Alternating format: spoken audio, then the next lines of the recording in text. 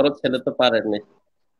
ও আচ্ছা, ওর অবশ্য নিজের এই ওরা ব্যস্তই কেউ থাকে করবে পুরো। না, নিজে আস্তে আস্তে শিখে গেছি। আচ্ছা, আমরা কি ওকে, আমরা আমরা অনলাইনে চলে এসেছি।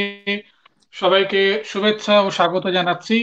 প্যারিস থেকে, প্যারিসের জানালায় আমি আবু জুবায়ের, এবং সেই সাথে ঢাকা থেকে বিজলি হক। আমরা দুজনেই স্বাগত জানাচ্ছি সবাইকে। আপনারা জানেন যে আমরা এই প্যারিসের জানালা থেকে ফ্যাশন টক নামে একটি অনুষ্ঠান শুরু করেছি। আজকে সেটি সপ্তম পর্ব, অর্থাৎ আমরা প্রায় 6টা পর্ব আমরা কমপ্লিট করেছি। আসলে আহ, এই করোনা কালের এই সময়, বা করোনা ক্লান্তির এই ক্লান্তিকর সময়, করোনা বিধুর সময়, আমাদের ফ্যাশন ডিজাইন বা ফ্যাশন এরিনায় নানা ধরনের আহ, সমস্যা তৈরি হচ্ছে। আবার ভাবনাগুলো ঘরে বসে তৈরি হচ্ছে। আবার আগামী দিনে আমরা কোন দিকে আমাদের এই ফ্যাশন বা ট্রেন্ড গুলো আমরা নিয়ে যাব, কিংবা আমরা ঘরে বসে কি কোনো সৃজনশীল চিন্তা করছি কিনা, বা কোনো সমস্যা আছে কিনা, এই সমস্ত বিষয় নিয়ে আমরা খুবই অনানুষ্ঠানিক ভাবে আমরা আলোচনা করি। এই আলোচনার হয়তোবা কিছু ফলাফল থাকলেও থাকতে পারে। তো এই পরিকল্পনাটি আমরা যখন নিয়েছিলাম এবং প্রাথমিক পর্যায়ে যখন ছিল, তখন আমরা বিষয়ভিত্তিক চিন্তা করেছিলাম, এবং আজকেও তেমনি একটি বিষয় নিয়ে আমরা সামনে এসেছি। এবং আজকের এই অনুষ্ঠানের যে বিষয়টি, সেটি হচ্ছে আমাদের ফ্যাশন ইন্ডাস্ট্রিতে বুটিক শপগুলো বা বুটিক এন্টারপ্রেনারশিপের যে ব্যাপারটা, সেটা নিয়ে আমরা আজকে কথা বলবো। তো আমি আহ, সবাইকে শুভেচ্ছা ও স্বাগত জানাচ্ছি। এখানে যারা আছেন বাংলাদেশের খুব সুপরিচিত মুখ, বিশেষ করে ফ্যাশন এরিনা এবং আমাদের দেশীয় শিল্প বিকাশে তাদের অগ্রণী ভূমিকা রয়েছে। আমি পরিচয় করে দিচ্ছি, আমাদের সাথে উপস্থিত আছেন বাংলাদেশের প্রখ্যাত ফ্যাশন ডিজাইনার এবং উদ্যোক্তা লিপি খন্দকার। লিপি আপা আমাদের সাথে আপনাকে স্বাগত জানাচ্ছি, এবং আপনি সংযুক্ত হয়েছেন বলে আমরা খুবই আনন্দিত। আহ অনেক এছাড়া ধন্যবাদ আমাদের সাথে সবাইকে। উপস্থিত আছেন, জি, তো এছাড়া আমাদের সাথে উপস্থিত আছেন ফ্যাশন ডিজাইনার এবং ফ্যাশন ডিজাইনের বিভিন্ন শাখায় যিনি তার নিজের প্রভাব বিস্তার করতে পেরেছেন, তার সৃজনশীল মেধা দিয়ে, তিনি শাহিন আহমেদ। শাহিন ভাই, আপনাকেও আমরা স্বাগত জানাই।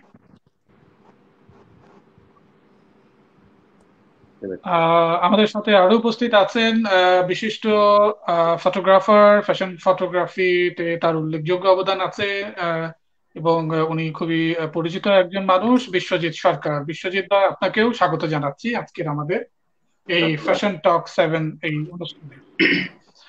তো আমি সূত্রটা তৈরি করলাম, এর বাদ বাকি পুরো পরিচালনা আমিও থাকবো, আর বিজলি আপা সামনে নিয়ে যাবেন, আমি মাঝে মাঝে অংশগ্রহণ করব। বিজলি আপা, আপনার অনুষ্ঠানটা আনুষ্ঠানিক ভাবে আপনি শুরু করবেন। বিজলি আপা। সবাইকে স্বাগত জানাচ্ছি আজকে আমাদের সপ্তম পর্বে। জুবায়ের অলরেডি সবার পরিচয়টা দিয়ে দিল, কিন্তু আমি প্রত্যেকের সম্পর্কে আমি দু এক লাইন করে বলবো। আর কারণ দু এক লাইন করে বলাটা খুবই কঠিন, কারণ এখানে সব প্রতিভাবান ব্যক্তিরা বসে আছে, তাদের সম্পর্কে কম বলা যায় না, বলতে গেলে অনেক বেশি বেশি করে বলতে হয়। কিন্তু আমি খুব স্বল্প পরিসরে প্রত্যেকে একটু একটু করে পরিচয় দিব। আর আমি তার আগে একটু বলে নেই, আজকে আমাদের এই সপ্তম পর্বে আমরা যে বিষয়টা আলোচনা করব, টপিক আমরা রেখেছি, কিন্তু আমরা আরো ওই বিষয়টা ছাড়াও অন্যান্য বিষয়ে আলোচনা করব, কিন্তু আমরা একটু এমফাসাইজ করব এই বিষয়টার উপরে। সেটা হচ্ছে আমাদের ইন্ডাস্ট্রিতে, আই মিন ফ্যাশন ইন্ডাস্ট্রিতে বুটিক কনসেপ্টটা, তার মানে হচ্ছে কিভাবে বুটিক কনসেপ্টটা ডেভেলপ করলো, আমরা কি করে এই জায়গাটাকে আমরা এ পর্যন্ত নিয়ে আসলাম, সেই বিষয়গুলো আমরা সব বিশিষ্ট ব্যক্তিত্ব যারা যারা আছে আমাদের এখানে তাদের কাছ থেকে একটু শুনবো। আমরা প্রথমে আমি পরিচয় করিয়ে দিচ্ছি একটু করে লিপির সাথে। লিপি খন্দকার, আমি লিপির সাথে বলে ফেললাম কারণ আমাদের মধ্যে একটা বন্ধুত্ব সুলভ সম্পর্ক আছে, সেই কারণে পুরা নামটা সেভাবেই পরিচয় হওয়া দরকার। হ্যাঁ, আমি আসলে এই পুরোটা সময় এই সপ্তম পর্ব জুড়েই আমি খুবই যার সাথে যেমন ঠিক ওই জায়গাটা ধরেই কথা বলার চেষ্টা করেছি, খুব ফর্মাল কোনো কিছু নিয়ে আমি কথা বলছি না, মানে আমি পারিও না হয়তো বলতে সেভাবে।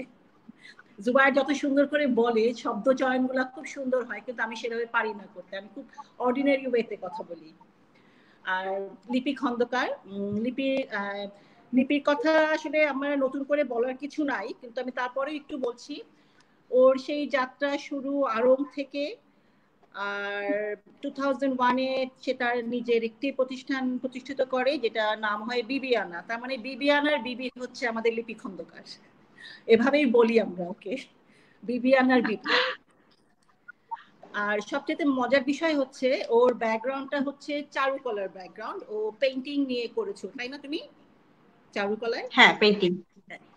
তো সাবজেক্টটা এত ইন্টারেস্টিং, কিন্তু তার চাইতেও মজার বিষয় ওর সেই স্কুল লাইফ থেকে ও ডিজাইনিং প্রফেশনে আসার ওর একটা তুমুল একটা আগ্রহ ছিল। সেই আগ্রহ থেকেই চারুকলা থেকে সে সেই রঙের খেলা, রঙের আয়োজন সবকিছু দেখে মুগ্ধ হয়ে সে আমাদের আড়ং-এর সাথে কাজ করেছে বহু বছর। কাজ করার পরে সে তার ওই উদ্যোগে সে বিবিয়ানার বিবি হয়ে আমাদের সামনে আজকে উপস্থিত আছে। আমরা লিপির কাছ থেকে যে তার অনেক গল্প শুনবো, কিন্তু তার আগে আমি বাকিদের পরিচয় একটু করিয়ে দিতে চাই। আরো আছে আমাদের সাথে শাহিন আহমেদ। খুব ফর্মালি বললাম শাহিনকে, কিন্তু তার সাথেও আমার দীর্ঘদিনের পরিচয়, কিন্তু তারপরে ওর সাথে আমি একটু ফর্মাল। শাহিন আমাদের অঞ্জনসের কর্ণধার এবং নির্বাহী, ও প্রধান নির্বাহী অঞ্জনসের। সেই 1994 থেকে অঞ্জনের পদচারণা। ঠিক আছে শাহিন? না, এটা কি 94 থেকে তো, তাই না? মানে আপনি অঞ্জন স্টার্ট করেছেন 1994 থেকে। আর 1994, হ্যাঁ, সেই জায়গা থেকে হচ্ছে মানে দীর্ঘ 26 বছর হবে আমরা অঞ্জনকে আমাদের সাথে পেয়েছি। আর এ পর্যন্ত আরেকটি পরিচয় হচ্ছে যেটা ফ্যাশন উদ্যোগ বলে একটা কাউন্সিলের সে সভাপতি। সেটা কি ঠিক বলেছি আমি? ফ্যাশন উদ্যোগ, তাই না? এটা পুরো একটা অ্যাব্রিভিয়েশনটা ফ্যাশন উদ্যোগ সম্পর্কে আপনার কাছ থেকে জেনে নেব, কিন্তু আমরা যখন আপনার কাছে যাব তখন আপনার কাছ থেকে এটা জেনে নেব। ও, লিপি সম্পর্কে আরেকটা কথা বলা হয়নি। লিপি এফডিসিবির একজন মেম্বার, ঠিক তাই না? আমাদের এখন মানে ফ্যাশনটাকে আমরা, ফ্যাশন ইন্ডাস্ট্রিটাকে আমরা এমন একটা জায়গায় নিয়ে গেছি যে বিভিন্ন কাউন্সিল, বিভিন্ন উদ্যোগের মাধ্যমে একে আরো নতুন করে একটা মাত্রা দেওয়া হচ্ছে।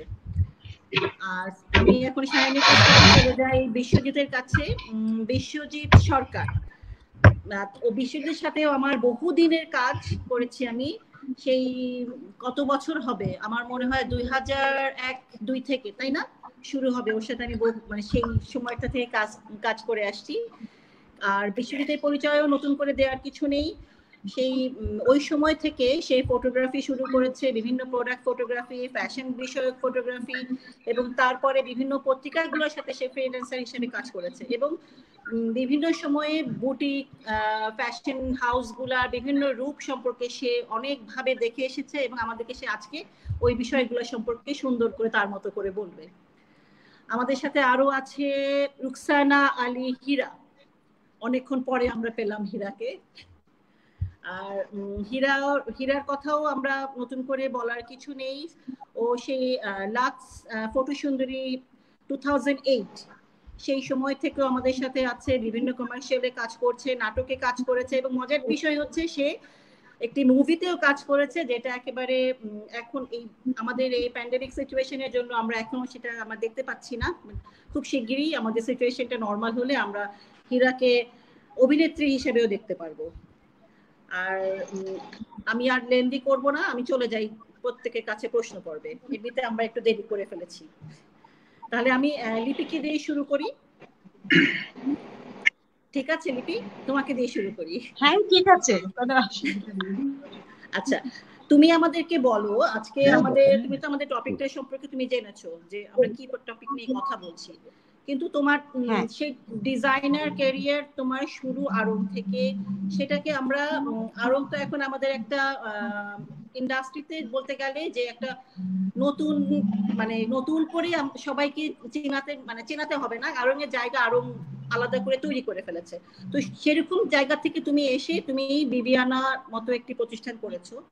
তার মানে আমাদের বুটিক কনসেপ্টটা যেটা নিয়ে আমরা কথা বলছি, সেই জায়গার সাথে আমরা কি করে আড়ং এর মতো একটা প্রতিষ্ঠান এবং মানে বুটিক এই জায়গাগুলোকে আমরা কি করি, তারতম্যটা কোথায়, আমরা কি করে, ডেফিনেশনটা কি হবে, বুটিকের ডেফিনেশনটা কি হবে, তুমি কি করে এই যাত্রাটা শুরু করেছো সেটা আমাদেরকে একটু বলবে।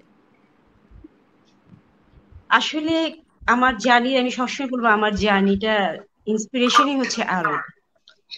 ওইখানে কাজ করার ইচ্ছেটা আসলে এই জন্যই হয়েছিল যে ওখান থেকে আমি কিছু শিখবো। কারণ আমি আমার ব্যাকগ্রাউন্ড ফাইন আর্টস হলেও আমি তো ডিজাইনিংটা জানতাম না। ওইটা অনেকটা হেল্প করে ফাইন আর্টস এর, যেহেতু ড্রয়িং, কালার সেন্স এই জায়গাগুলোতে অনেক হেল্প করে এই ডিজাইনিং এ আমাদেরকে। কিন্তু আমার যখন মনে হয়েছে যে আমার ফ্যাশন ডিজাইনিং এ অনেক বেশি আগ্রহ, তখন আমার কাছে আমি আড়ং এ একটা ওইরকম পত্রিকাতে একটা কি বলবো সার্কুলেশন দেখে আমি ইন্টারভিউ দিয়ে ফেললাম। এবং আসলে অনেক বাধা ছিল, তখন আমি স্টুডেন্ট, আমার বাসা থেকে মোটেই দিবে না আড়ং এ কাজ করতে। আড়ং না মানে কোথাও কাজ করতে দিবে না, যেহেতু পড়াশোনা মাঝখানে ছিল। কিন্তু আমার ইচ্ছা ইয়েটা হচ্ছে আমি এখানে আসলে চাকরির পাশাপাশি আমি কাজটা শিখবো।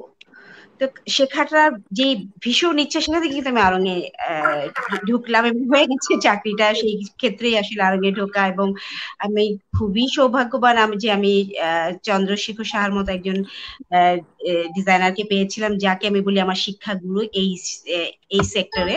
তারপরে মাহিন আপাকে পেয়েছি, মাহিন আপার কাছ থেকে আরো অনেক কিছু শিখেছি, অনেকদিন কাজ করার সুযোগ হয়েছে।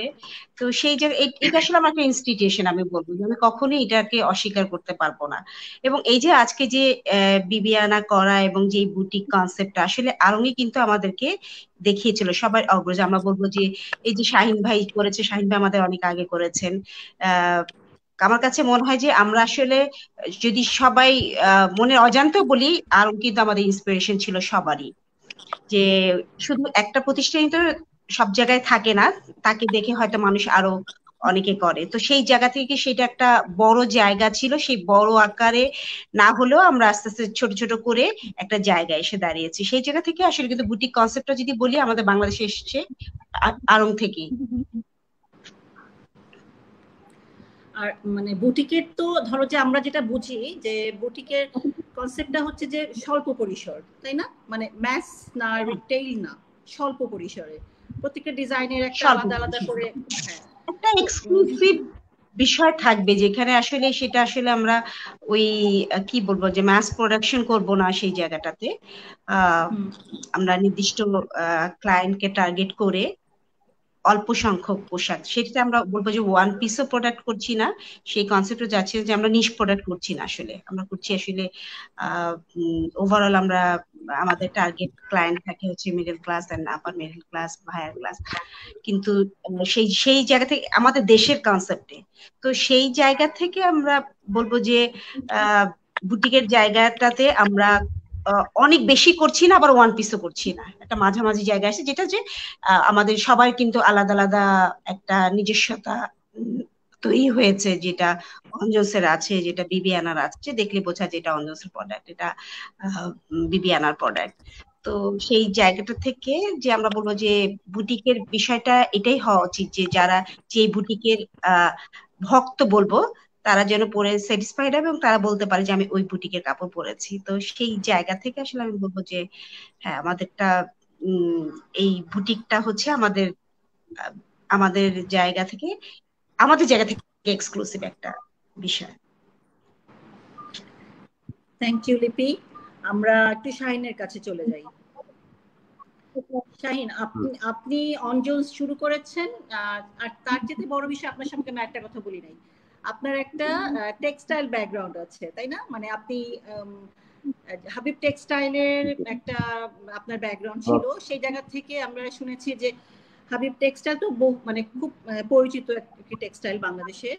তো আপনার নিশ্চয়ই আপনি যখন বুটিক আপনার অঞ্জনস যখন শুরু করেছেন, সেই সময় আপনার মাথায় কি কাজ করেছে? বুটিক, ইন্ডিভিজুয়াল শপ, নাকি টেক্সটাইল দ্বারা মানে ইন্সপায়ার্ড হয়ে ম্যাস পিপলের কাছে যাওয়া, মানে কোন কনসেপ্টটা আপনার মধ্যে কাজ করেছে অঞ্জনস করার সময়? আচ্ছা, আপনি যেটা বলছিলেন আমার ফ্যামিলি ব্যবসা আসলে টেক্সটাইল, আমার বাবার টেক্সটাইল মিল, উইভিং মিল রয়েছে। ও, আমি যখন শুরু করি আসলে এটা তো একটা ভালো লাগা থেকে মানে প্রথম ঠিক এটা ব্যবসায়িক উদ্দেশ্যে শুরু করি নাই, তখন আমি স্টুডেন্ট ছিলাম।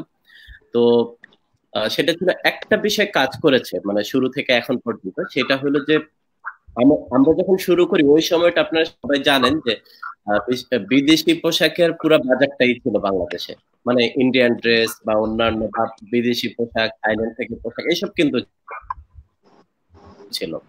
তো ওই সময়টাতে আমার কাছে মনে হয় আমরা আমাদের দেশে যে র মেটেরিয়ালস গুলি আছে সেগুলো নিয়ে যদি আমরা কাজ করি তাহলে নিশ্চয়ই ভালো হতে পারে। আরেকটা বিষয় যে যেখান থেকে আসলে উৎসাহ পাওয়া, লিপি আপা যেটা বলছিলেন আরং, আসলে এই আরং এবং নিপুণ এই দুইটা প্রতিষ্ঠানকে আমাদের এই সেক্টরে যারা আমরা কাজ করছি সবাই কিন্তু এই আরং নিপুণকে দেখেই কিন্তু এসেছি। যে নিপুণ 1973 সনে, আরং 1980 সনে, টাঙ্গাইল শাড়ি কুটির 1988 সনে।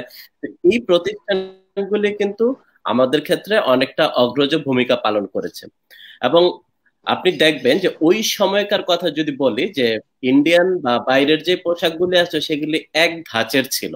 মানে ওইটা থেকে আমরা যে খুব ভালো ডিজাইন করেছি ওই সময় এরকম কিন্তু না, কিন্তু আমাদের ডিজাইনগুলি মৌলিক ছিল। মৌলিক থাকার কারণে সবাই কিন্তু এগুলো পছন্দ করেছে। এবং এই যে আমাদের পোশাকগুলির মধ্যে একটা অর্গানিক ভাব ছিল, যে আমরা খাদি নিয়ে কাজ করতাম, আমরা আহ, আহ, যে তাঁতের সুতি কাপড়, আমরা রাশিয়ার যে সিল্ক কাপড়, এগুলো কিন্তু সত্যিকার অর্থে একদম ন্যাচারাল ফাইবার, ন্যাচারাল কাপড়গুলো, এগুলো নিয়ে কাজ করার কারণে এবং আমাদের পোশাক ডিজাইনে কিন্তু সবসময় একটা দেশীয় সংস্কৃতির প্রাধান্য ছিল। তা আমি বলছি যে আসলে দেশীয় পোশাকের একটা বড় বাজার হবে, এটা যেমন একটা উদ্দেশ্য ছিল। আরেকটা উদ্দেশ্য ছিল যে একটা ভালো লাগা, নিজস্ব ভালো লাগা, যে এই কাপড় তো নিজে দেখেছি, সেটা হয়তো বা আমাদের এখানে টেক্সটাইলের কাপড়, থান কাপড় হয়েছে, কিন্তু এগুলো যখন পোশাক আসে সেটার প্রতি একটা আসলে ভালো লাগা ছিল, সেই কারণেই কিন্তু এই ট্রেডে আসা। মানে বুটিক আপনার কি যখন অনজন্সে স্টার্ট করলেন, যেটা আমাদের আজকে বিষয়টা বুটিক, মানে সেটা কি মাথায় কি তখন বুটিক ছিল নাকি ম্যাস পিপল ছিল, কোনটা ছিল?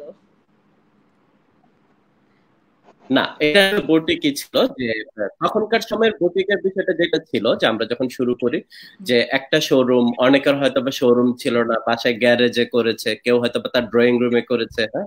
এবং বেশিরভাগই কিন্তু তখনকার সময় মহিলারাই বেশি করতেন, ছেলেরা হয়তো বা তুলনামূলক কম করেছে। তো ওইরকম একটা সময়ে কিন্তু এই কাজটা শুরু করি এবং ছোট আকারেই ছিল। এবং ছোট আকারে বলতে তখন হয়তো বা আমরা একটা সালোয়ার কামিজ করলে তখন হয়তো বা 6 পিস তৈরি করতাম, একটা শাড়ি তৈরি করলে তখন হয়তো এরকম 6 পিস, পাঞ্জাবি করলে 12 পিস, এরকম করেই কিন্তু আমরা প্রোডাকশন করেছি।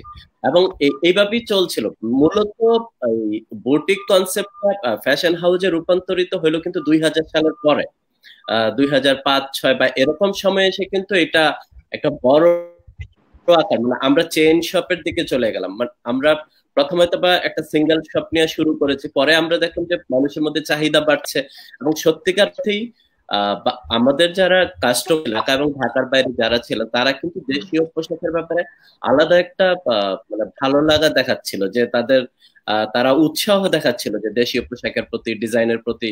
এবং এই যে এটাও কিন্তু আমাদের একটা বড় একটা কাজ করেছে। এবং ওই সময় আপনি জানেন, যেহেতু আপনি সাপ্তাহিক 2000-এ কাজ করেছেন, তো সাপ্তাহিক 2000-এর এই ফ্যাশন প্রতিযোগিতা এবং অন্য দিনের ফ্যাশন প্রতিযোগিতা, এগুলোও কিন্তু আমাদেরকে ডেভেলপমেন্টের ব্যাপারে অনেক করেছে। আমরা 1998 সনের কথা যদি বলি, অনজন্স, ওজি, কে ক্রাফট, এই 3টা প্রতিষ্ঠান আমরা একসাথে সোবানবাগে শুরু করি এবং আমাদের নিজেদের মধ্যে একটা প্রতিযোগিতা ছিল যে কিভাবে কে কার থেকে ভালো ডিজাইন করব, ভালো বিক্রি করব। একই সময় আমরা অন্যদিন এবং এই বিচিত্রা এবং এই সাপ্তাহিক 2000 এইসব জায়গায় প্রতিযোগিতায় অংশগ্রহণ শুরু করলাম। সেইখানেও আমাদের মধ্যে একটা প্রতিদ্বন্দ্বিতা কাজ করতো, প্রতিযোগিতা কাজ করতো। এবং সেটা কিন্তু এরকম ছিল যে আসলেই একটা ভালো জায়গায় যাওয়া। ওইগুলি কিন্তু আমাদের আজকের যে অবস্থান, এগুলোর পিছনে কিন্তু সাপ্তাহিক 2000, অন্যদিন এবং বিচিত্রা, এই 3টা পত্রিকায় কিন্তু বড় একটা অবদান রাখে। আর আমরা নিজেরা তো চেষ্টা করেছি ভালো কিছু করার জন্য। ধন্যবাদ শাহিন, আপনি আমাকে মনে করিয়ে দিলেন আমার সেই সময়কার কথা।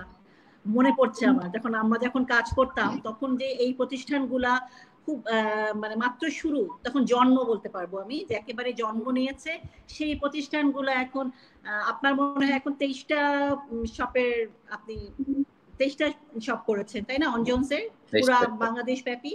হ্যাঁ কেমন 23টা চিন্তা শাখা করেন, আমাদের মানে আরম্ভ আপনারা হয়েছে। সেই সোমানবাগে আমার মনে আছে তিনটা তিনটা আলাদা আলাদা ছিল, আপনার খালিদ ভাইয়ের আর অজি, না তিনটা, আমার খুব মনে আছে। তো সেই জায়গা থেকে এখন এটা কত বড় একটা অ্যাচিভমেন্ট, এটা চিন্তা করতেও এখন খুব ভালো লাগে।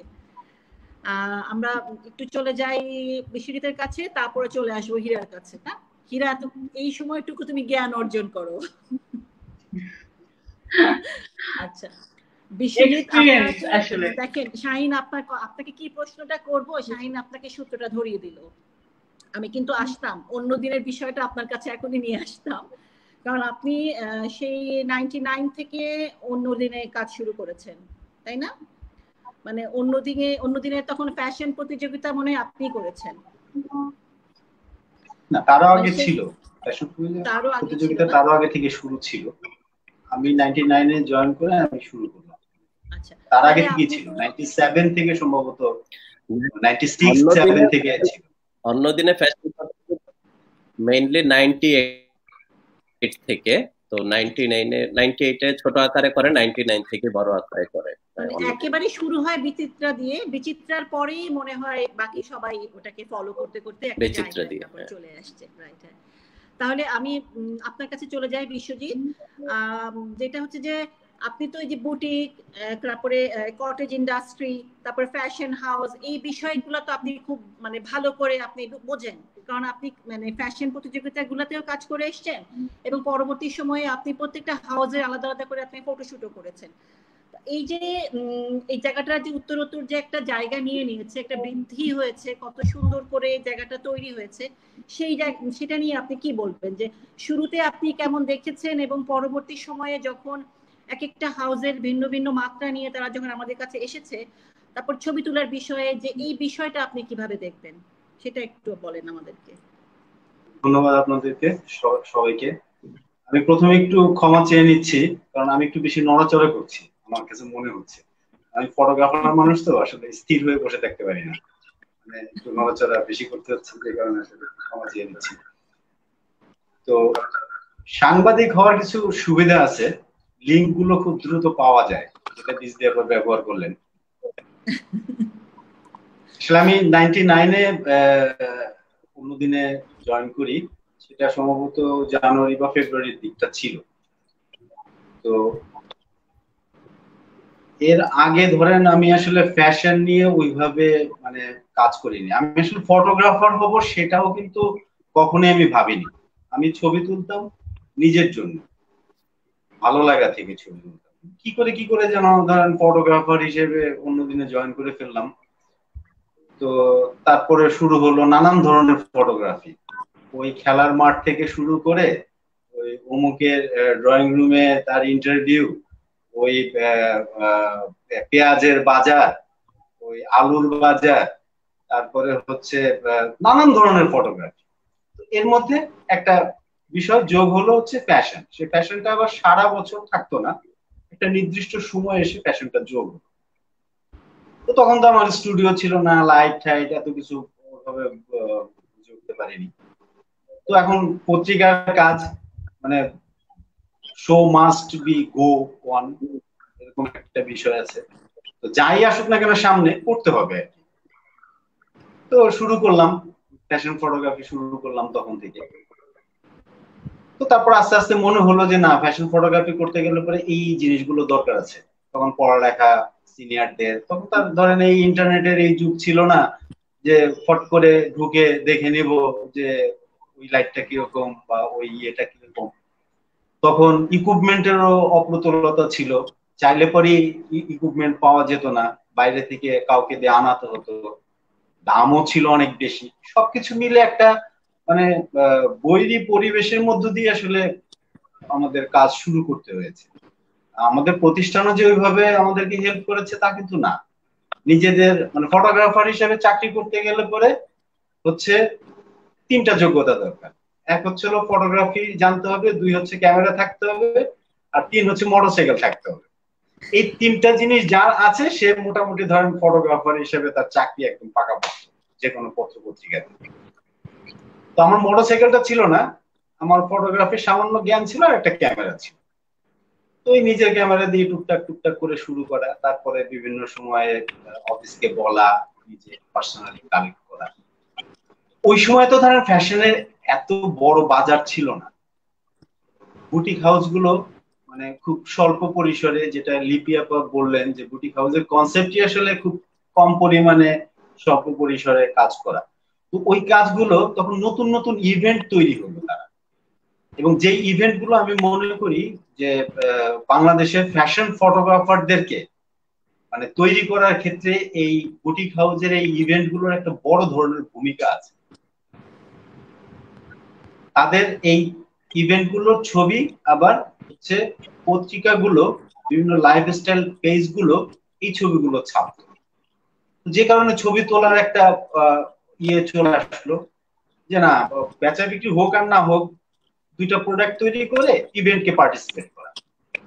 নানান ধরনের ইভেন্ট, আপনার তখন আপনি 21 বলেন, বিজয় বলেন, ইভেন বৈশাখও কিন্তু এরকম ছোট্ট একটা ইভেন্টই ছিল। সেটা কিন্তু ধরেন এত বড় ইভেন্ট ছিল না বৈশাখটা, একমাত্র ঈদটাই বড় ইভেন্ট ছিল। তো এইভাবে আসলে শুরু করা। তখন আমি কি আরেকটু বলবো, মানে বোর হচ্ছেন না তো সবাই? লিপি আপা বলেন। না না না, ঠিক আছে বলেন।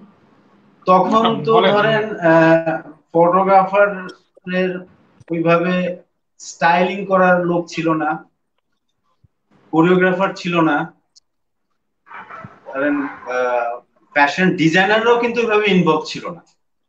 এখন ডিজাইনার বলতে যদি ধরেন শাহিন ভাইকে বোঝান বা লিপি আপাকে বোঝান তাহলে ঠিক আছে, বাট তথাকথিত যেটা মানে ধরেন একদম প্রফেশনাল যে ডিজাইনার, যারা ডিজাইন নিয়ে কাজ করেন, তারা কিন্তু শুটে ওইভাবে ইনভলভ থাকতেন না। আমার মনে আছে শাহিন ভাইয়ের সঙ্গে ভোর সেই 5টার সময় উঠে, শাহিন ভাই এভাবে করবো, আচ্ছা ঠিক আছে করেন। তখন তো ধরেন ডিজিটালও ছিল না যে দেখে হ্যাঁ ঠিক আছে ঠিক আছে, ফিল্মে শুট করে 2 দিন পরে গিয়ে ছবি দেখতে পারতাম।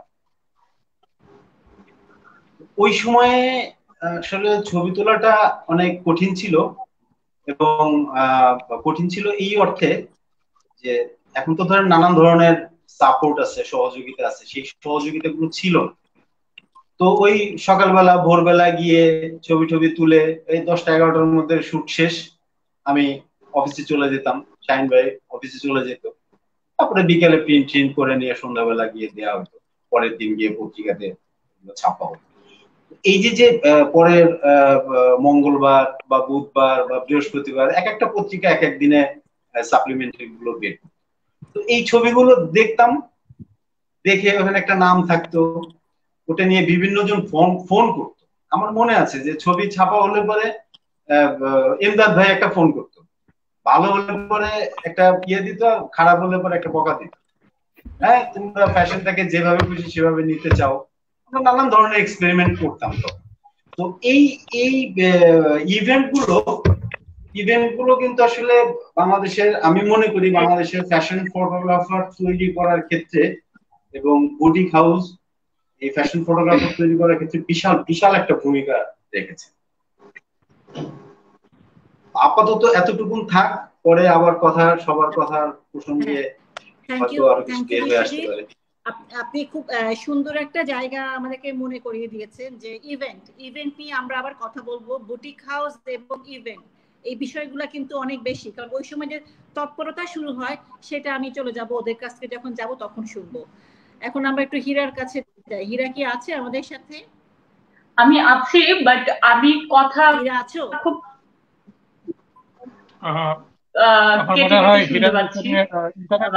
খুব দুর্বল। আচ্ছা, কি আমাদেরকে শুনতে পাচ্ছে? শোনা যাচ্ছে? হ্যালো, শোনা যাচ্ছে। হ্যাঁ, আমাকে শোনা যাচ্ছে? পাচ্ছ আমাদেরকে?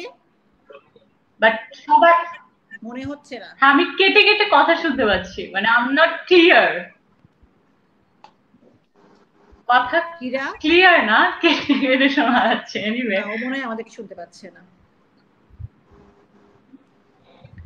হ্যাঁ, আমরা তাহলে চল।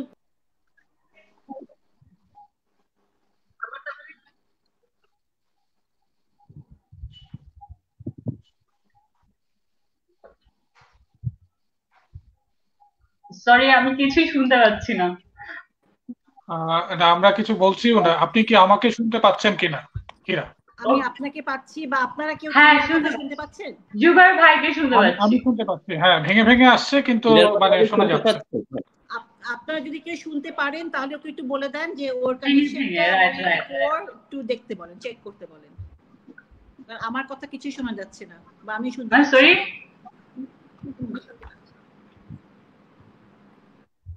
নাও মীরাকে আমি শুনতে পাচ্ছি। আচ্ছা, তাহলে একটু শাইন বলে দিবেন কাইন্ডলি একটু। হ্যাঁ জি বলেন। সবাইকেই মানে খুব কেটে কেটে শুনতে পাচ্ছি। আমি মানে আপনি কোশ্চেনটা করেন আমাকে। আচ্ছা, আমি হীরা আপনাকে একটু কিউ দিচ্ছি। জি, আপনি কি আমাকে শুনতে পাচ্ছেন কিনা? আমি আস্তে আস্তে বলছি, আপনি কি আমাকে শুনতে পাচ্ছেন কিনা? আপনি আমাকে শুনতে পাচ্ছেন কিনা? হ্যাঁ, আপনাকে শুনতে পাচ্ছি, বাট কথা ঠিক আছে। আমাকে যদি শুনতে পারেন তাহলে আপনাকে আমি সরাসরি একটা ছোট্ট করে প্রশ্ন করছি। জি, আপনি যদি আমাকে শুনতে পান তাহলে আমি আপনাকে ছোট করে প্রশ্ন করছি যে আপনি আপনি তো এতক্ষণ যদি আলোচনা শুনে থাকেন, তো আপনি আমাদের যে দেশজ পোশাক শিল্পে আপনি মডেল হিসাবে বুটিকের যে অবদান সে সম্পর্কে আপনার মন্তব্যটা আমরা শুনতে চাচ্ছি। আপনি যদি কিছু বলেন।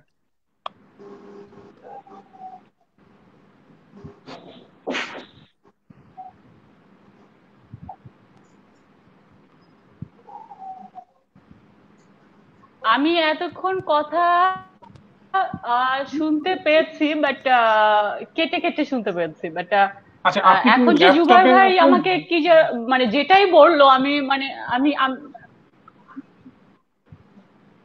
হ্যাঁ। আচ্ছা, আপনি একটু কাইন্ডলি যদি মোবাইল ফোনে আপনি ট্রান্সফার করে চলে আসেন, আমার মনে হয় এটা ভালো হবে। মোবাইলে যদি চলে আসেন, আমার মনে হয় ল্যাপটপ থেকে এসেছেন বলে আপনার বোধহয় ওই র্যাম নিতে পারছেন না বা করতে পারছেন না। আপনি তাহলে মোবাইলে যদি সাইন ইন করেন, so it would be better. আপনার কথা কি ও শুনতে পাচ্ছে?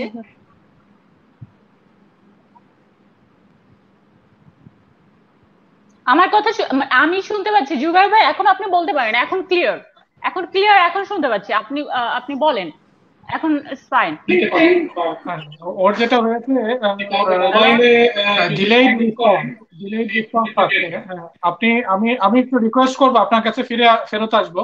আপনাকে একটু অনুরোধ করছি, আপনি যদি ল্যাপটপ থেকে সাইন আউট করে আপনার যে কোনো অ্যান্ড্রয়েড বা যদি আইফোন থাকে সেটা দিয়ে যদি আপনি একটু লগ ইন করেন, তাহলে আমরা স্পষ্ট আপনাকে দেখতেও পারবো এবং শুনতেও পারবো। আইফোনে আই থিংক সেম প্রবলেম। আমি তো আইফোনে, আচ্ছা আমি আইফোনে কানেক্ট করে। আচ্ছা ঠিক আছে, বিজয় আমার মনে হয় ও একটু চেষ্টা করুক। আমরা দরকার হলে ওর সাথে আমরা আলাদা সময় নিয়ে আমরা আজকেই কথা বলবো বেশি, একটু মানে ভালোভাবে আসুক যাতে করে সবাই শুনতে পায়। তো এর পরের প্রশ্ন আপনি কাকে করবেন সেভাবে যদি আপনি এগিয়ে যান। হ্যাঁ, লিপির কাছে চলে যাই।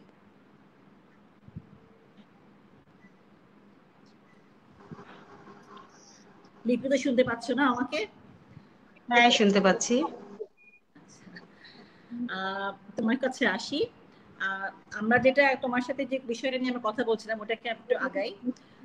বুটিক, এই যে বুটিক ধারণা এবং বুটিকের প্রোডাক্ট এবং নর্মাল যে শপ সেইটার প্রোডাক্ট, তো যখন তোমরা প্রোডাকশনে যাও, তুমি যখন শুরু করেছো তোমার তো মেইন বিষয়টা ছিল তোমার হ্যান্ড এমব্রয়ডারি, তোমার ছিল বিশেষত্ব যতটুকু মানে আমি দেখে এসেছি। তোমার কাজের মধ্যে তোমার মোটিভ, তুমি ক্যালিগ্রাফি নিয়ে কাজ করছো, মানে তোমার কাজগুলোর একটা আলাদা আলাদা জায়গা আছে, তুমি যেটা তুমি চেষ্টা করো মানে সবাইকে উপস্থাপন করতে। তো সেই জায়গা থেকে তুমি যখন কাজ করতে নাও, তারপর যখন তোমার কাজগুলোকে তুমি যখন একটা আলাদা একটা মাত্রা দাও, সেইখানে তুমি ধরো দেশে এবং দেশের বাইরে দুই জায়গাতেই তুমি অনেক অনেক একইভাবে সমাদৃত।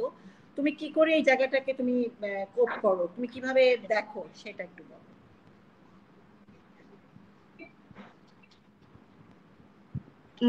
আসলে হ্যান্ড এমব্রয়ডারির বিষয়টা আমি একটু প্রথম থেকেই বলি যে হ্যান্ড এমব্রয়ডারিটা নিয়ে আমি কেন কাজ করছি।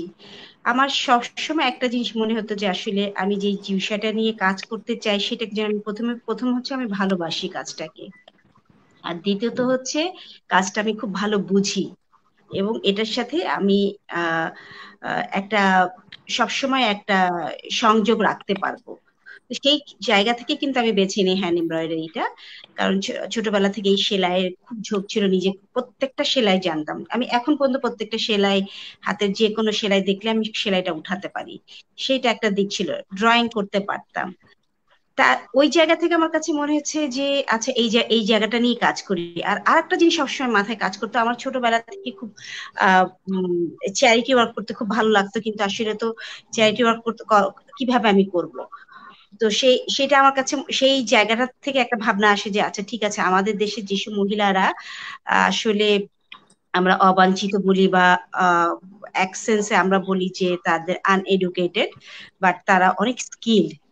আমাদের দেশে প্রত্যেকটা অঞ্চলে দেখা যায় তাদের বিভিন্ন ভিন্ন সেলাই আছে, যেটা খুবই সমাদৃত, যেটা আমাদের ঐতিহ্যকে ধারণ করে রেখেছে বহু বহু যুগ ধরে।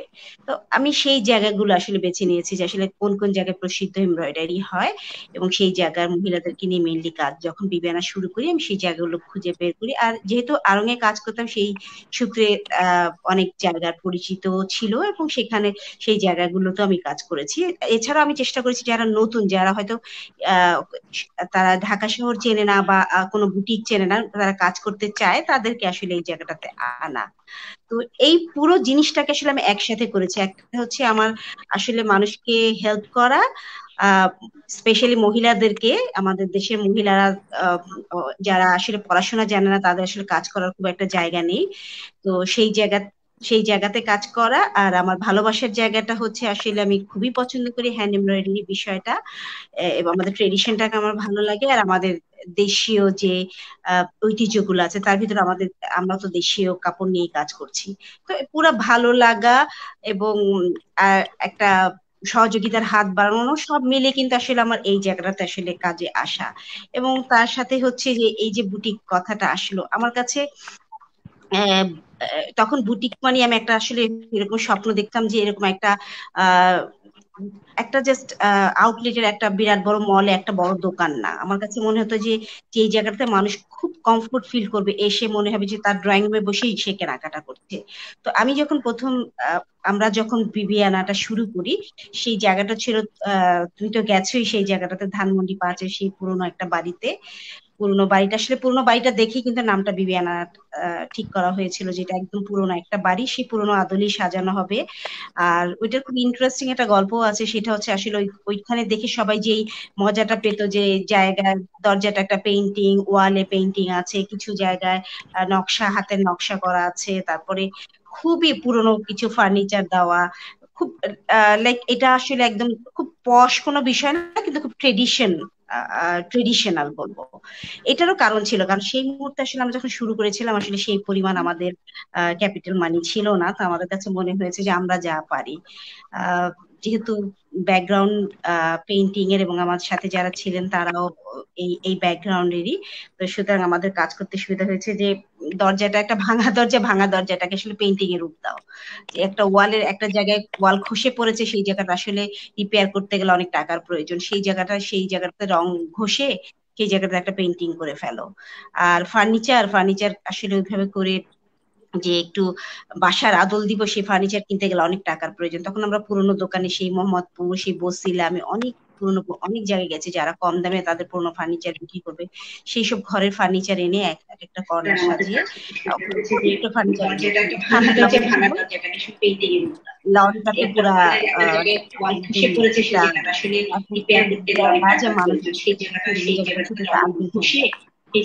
আমার কাছে জিনিসটা এরকম ছিল যে এক্সক্লুসিভলি অল্প কিছু প্রোডাক্ট থাকবে। শাহিন ভাই বলেছে যে আসলে আমরা যখন একটা আউটলেট ছিল, আমরা একটা প্রোডাক্ট তো 6 পিস করতাম, এর বেশি করতাম না, কারণ এটা করলে আসলে তখন ভালো লাগতো না, মনে হতো যে নতুন নতুন ডিজাইনের একটা প্রোডাক্ট হবে, ওই 6টা সাইজ থাকে যে 6টা সাইজের 6টা বানানো, এইভাবে করে আসলে শুরুটা। আর সেই যে বললাম যে পুরো বিষয়টা ছিল আসলে আমার খুব ভালো লাগার। আমি আসলে এখনো বলি আমি একজন শিল্পী বলবো বা ডিজাইনার বলবো, আমি আসলে কোনোদিনও ব্যবসায়ী হতে পারিনি, প্রকৃত ব্যবসায়ী আমি না। এন্টারপ্রেনার হয়েছি কিভাবে হয়েছে আমি নিজেও জানি না, কিন্তু আসলে আমি বলবো যে আমি ধন্যবাদ। খুব চমৎকার ভাবে বললেন আপনার প্রাথমিক সময়টা, মানে আপনার যে গড়ে ওঠা, অর্থাৎ আপনার যে বুটিকটা আপনি গড়ে তুলেছিলেন, আপনার সেই সময়কার কথা বললেন। তো অনেকের সাধারণ প্রশ্ন হয়তোবা থাকবে, যেমন আপনি বিবিয়ানা নামটি দিয়েছেন, মুন্সিয়ানা দেন নাই, তো কেন বিবিয়ানা নামটি আপনি পছন্দ করেছেন? তো সেটা একটা ছোট্ট প্রশ্ন থাকবে। মানে যেমন শাহিন ভাইরা অনজন্স করেছে, তো আপনি কেন বিবিয়ানা এই শব্দটি আপনি বেছে নিয়েছেন, তো এটা বলবেন, তারপরে আমি দ্বিতীয় প্রশ্নটি করব। আমি বলবো বিবিয়ানা কেন দিয়েছো নামটা, সেটা একটু বলো। ও আচ্ছা, ওই যে ওইটা কিন্তু আমি প্রথমেই বলে ফেলেছিলাম যে আসলে বাড়িটা ছিল একদম পুরোনো একটা বাড়ি, আর যেহেতু আমি একদম ট্রেডিশনাল কাপড় চোপড় বানাবো, আমার প্যাটার্ন থেকে শুরু করে আমার মোটিভ, তারপরে আমার যে মিডিয়া সবকিছুই হচ্ছে আমাদের দেশীয় এবং আমাদের একদম ট্রেডিশনাল। তো তখন আমার কাছে মনে হচ্ছে একটা ট্রেডিশনাল নাম দরকার। তো সেইভাবে খুঁজতে খুঁজতে আসলে আমি বাংলা ডিকশনারি ধরলাম, বাংলা ডিকশনারি স্বরে থেকে শুরু করলাম, বতে এসে থেমেছিলাম। বতে যখন বিবিয়ানা দেখলাম হঠাৎ করে মনে হলো বিবিয়ানাটা তো আসলে ওইটাই, চুলটানা বিবিয়ানা সাহেব বাবুর বৈঠকখানা, সেই ছোটবেলা থেকে আমরা সবার ভেতরে আছি। এবং আসলে তখন আমার খুব কাছের যারা বন্ধু বান্ধব আছে, তারপরে ফ্যামিলি মেম্বার্স আছে, তাদেরকে বললাম যে আসলে এই নামটা দিলে কেমন হয়। সবাই এক বাক্যে বলেছিল যে খুবই নান্দনিক, খুব ভালো লাগে শুনতে, মানে একদম এটার সাথে আমরা সবাই খুব পরিচিত, মানে বিবিয়ানার সাথে আমরা ছোটবেলায় এই ছড়াটা পারতো না এরকম কেউ নাই, আমরা সবাই এটা নিয়ে খেলতাম। তো আর যেহেতু আমি প্রথম আসলে আমার ইয়েটাও ছিল যে একদম মেয়েদের কাপড় চোপড় বেশি বানাবো, বিবিয়ানা হচ্ছে একটা আসলে ওইটার যদি বলি একটা স্টাইলিশ উমেনকে বোঝায়, যে বিবিয়ানা একদম পরিপাটি একজন মহিলা একটা তার বৈঠকখানায় বসে আছে সুন্দর সেজে গুজে। তো ওই কনসেপ্ট থেকে আসলে এই নামটা আসে। ধন্যবাদ। আরেকটি ছোট প্রশ্ন, আপনি যখন উদ্যোক্তা হয়েছেন তখন আপনি ছোট ছোট যারা উদ্যোক্তা আপনাদের সাথে কি বানাবো, বিবিয়ানা হচ্ছে একটা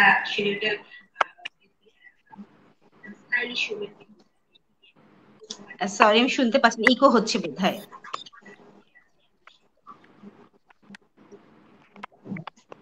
জি, এখন কি শোনা যাচ্ছে আমার কথা?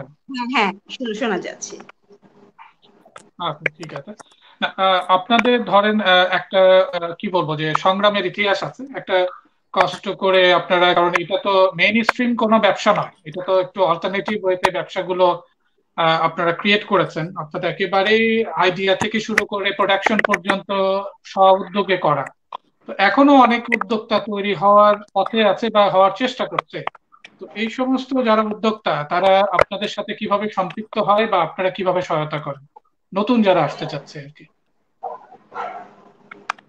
আসলে আমরা যারা এই বাংলাদেশি ফ্যাশন শিল্পে আছি, পোশাক শিল্পে আছি, তাদের সবার সাথে কিন্তু ছোট ছোট উদ্যোক্তারাই কাজ করছে।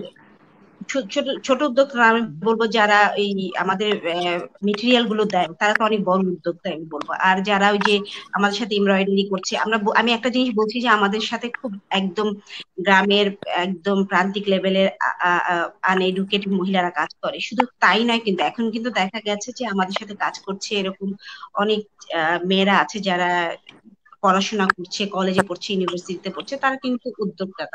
তারা আমাদের কাছে কাজ নিয়ে আসে, তাদের কাজ পছন্দ করে তাদেরকে আমরা কাজ দিই, তারা হচ্ছে আমাদের হয়ে তারা কাজটা করছে। তো সেইভাবে করে আমরা যারা নতুন উদ্যোক্তা আসছে তাদেরকে হেল্প করি। এছাড়া আমি অনেক স্টুডেন্ট আছে যারা পড়াশোনা শেষ করে আমাদের কাছে ইন্টার্নশিপ করতে আসে, আসলে তাদেরকে ট্রাই করি যে আমি আসলে যা শিখেছি সেই জায়গাগুলো তাদেরকে শেখানো, তাদেরকে প্র্যাকটিক্যালি দেখানো। কারণ আসলে আমরা অনেক কিছু পেয়েছি যেমন সিনিয়রদের কাছ থেকে, এখন আমাদেরও সময় আসলে আমাদের যারা নতুন যারা আসবে তাদেরকে তৈরি করা, এবং সেইভাবে করে আমি চেষ্টা করি আমার পক্ষ থেকে যে যখনই কোনো নতুন কোনো ডিজাইনার বা নতুন কোনো উদ্যোক্তা কাজ করতে চায় তাদেরকে সাহায্য করি, এবং অনেক জায়গায় মেন্টরিং করছি আমি। অলরেডি অনেকগুলো সংস্থার সাথে জড়িত আছে, গভর্নমেন্ট থেকে শুরু করে আমাদের ইউএস এম্বাসির অনেকগুলো প্রজেক্টের সাথে আমি কাজ করেছি, যেটাতে উদ্যোক্তা হিসাবে এবং তাদের মেন্টর হিসাবে। তো ধন্যবাদ লিপি আপা। আমি বিজলি আপার কাছে চলে যাব। আমার মনে হয় হীরা যুক্ত হয়েছে। বিজলি আপা, আপনি যদি তাকে ফোকাসে নিয়ে আসেন। Thank you Zubair, thank you Lipi, তুমি খুব সুন্দর করে বললে আমাদেরকে। আর লিপির বিষয়ে আমি একটা ছোট্ট কথা বলে দেই। আমি যতটুকু জানি ওর যারা কাজ করছে, প্রান্তিক লেভেলের কথা বললো, প্রান্তিক পর্যায়ে যারা ওর সাথে কাজ করছে তার মধ্যে 90% হচ্ছে মহিলা, তাই না? যেহেতু হাতের কাজ নিয়ে কাজ করি আমরা, হাতের কাজটা মহিলারাই করেন। হ্যাঁ, তো ওর মানে ওই জায়গাটা থেকে সবকিছুর সাথে ওর বিবিয়ানা নামটার একটা খুব সুন্দর একটা সামঞ্জস্য আছে। হ্যাঁ, এই জন্যই তো বললাম যে এই জন্য এই নামটা নেয়া, এই নামটা নেয়া। সেটাই আমি সেটাই বলি। আমরা মনে হয় আমরা অন্য গেস্টের কাছে যাই, সবাই বোর হয়ে যাবে। আমি হীরার কাছে একটু চলে যাই। হীরা, তুমি কি আছো, শুনতে পাচ্ছো? হ্যাঁ, শুনতে পাচ্ছো? সবাইকে আসসালামু আলাইকুম। ওয়ালাইকুম সালাম। তোমাকে ফাইনালি পাওয়া গেল, কিন্তু তোমাকে একটু লাউড হতে হবে। তুমি কি আমার কথা ঠিক মতো শুনতে পাচ্ছো? শুনতে পাচ্ছি। আচ্ছা, তোমার কথা আমরা কিন্তু খুব লাউডলি শুনতে পাচ্ছি না। সবাই কি পাচ্ছেন শুনতে? আমাকে শোনা যায়? হ্যাঁ, আমি শুনতে পাচ্ছি, কিন্তু একটু ডিলেইড রেসপন্স, মানে একটু বিরতি নিয়ে শব্দটা আমাদের কাছে আসছে। হ্যাঁ, একটু একটু লাউড হতে হবে। আচ্ছা, তো আমি চলে আসি তোমার কাছে। তুমি অনেকক্ষণ থেকে বসেছিলে, তোমাকে আর জ্বালাতন করা যাবে না। আজকে আমাদের যে বিষয়টা ছিল, তুমি মনে ইতিমধ্যে এটা বুঝে ফেলেছো, তাই না? মানে শুনতে পাচ্ছিলে আমাদের কথা, সবার কথা?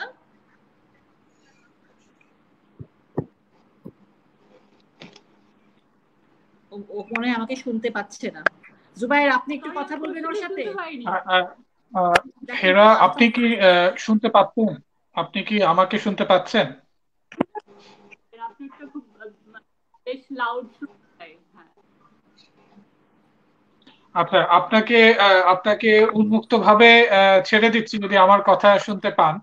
আপনি একজন মডেল হিসাবে ফ্যাশন বুটিকে বিষয়ে আপনি কি ভাবছেন, সেটা আপনি যদি আপনার পক্ষ থেকে বলেন। ইন্ডাস্ট্রিতে বুটিকের অবস্থান এবং ওর কাজের ক্ষেত্রটা নিয়ে।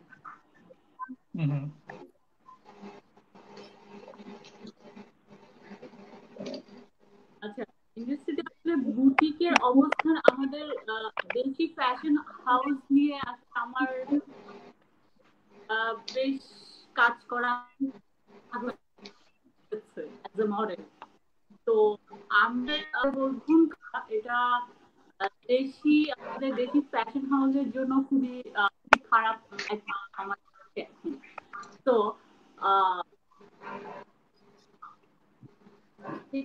মডেল আমি সেটা ফিল করতে পারি, বিকজ আমাদেরও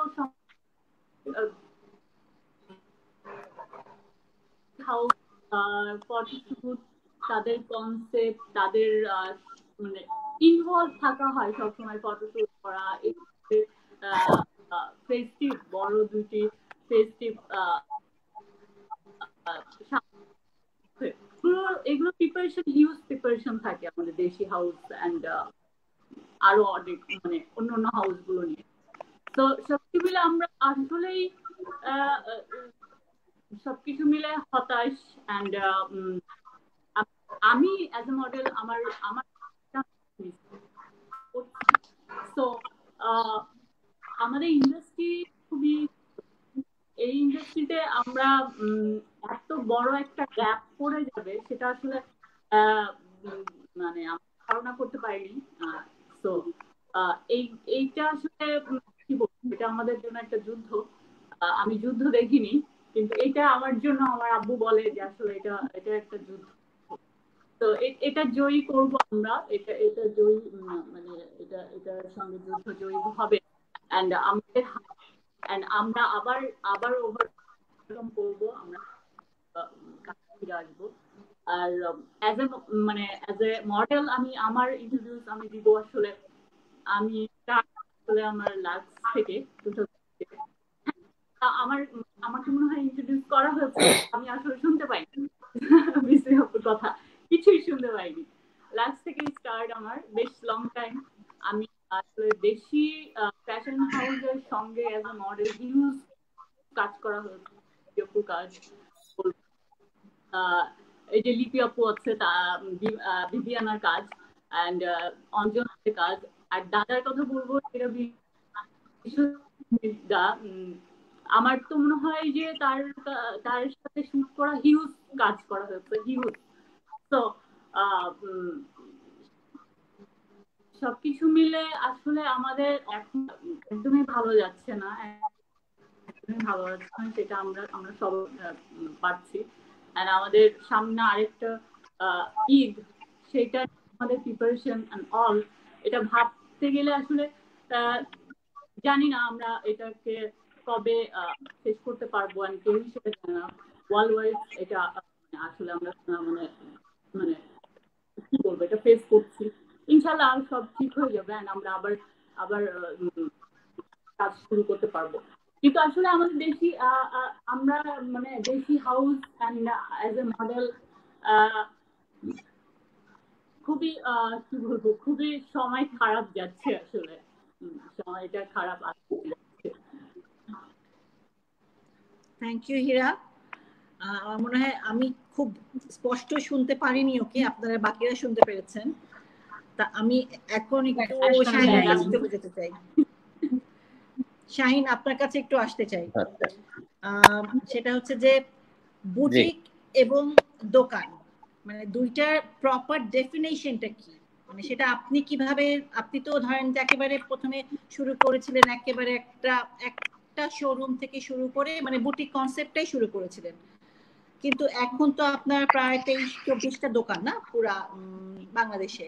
তো এই যে এই আলাদা ডেফিনেশনটা কি, মানে প্রপার ডেফিনেশনটা কি? আর এই একাধিক দোকানের জন্য আপনার প্রোডাকশনটাও তো বুটিক থেকে বের হয়ে আপনাকে অন্যভাবে সার্ভ করতে হচ্ছে। মানে এখন আর কি শুরুতে ঠিক যেভাবে আপনি নেমেছিলেন সেই জায়গা থেকে বের হয়ে আপনি একটা ইন্ডাস্ট্রি, মানে ঠিক ফ্যাশন ইন্ডাস্ট্রিতে একটা বিশাল একটা জায়গা নিয়ে আছে।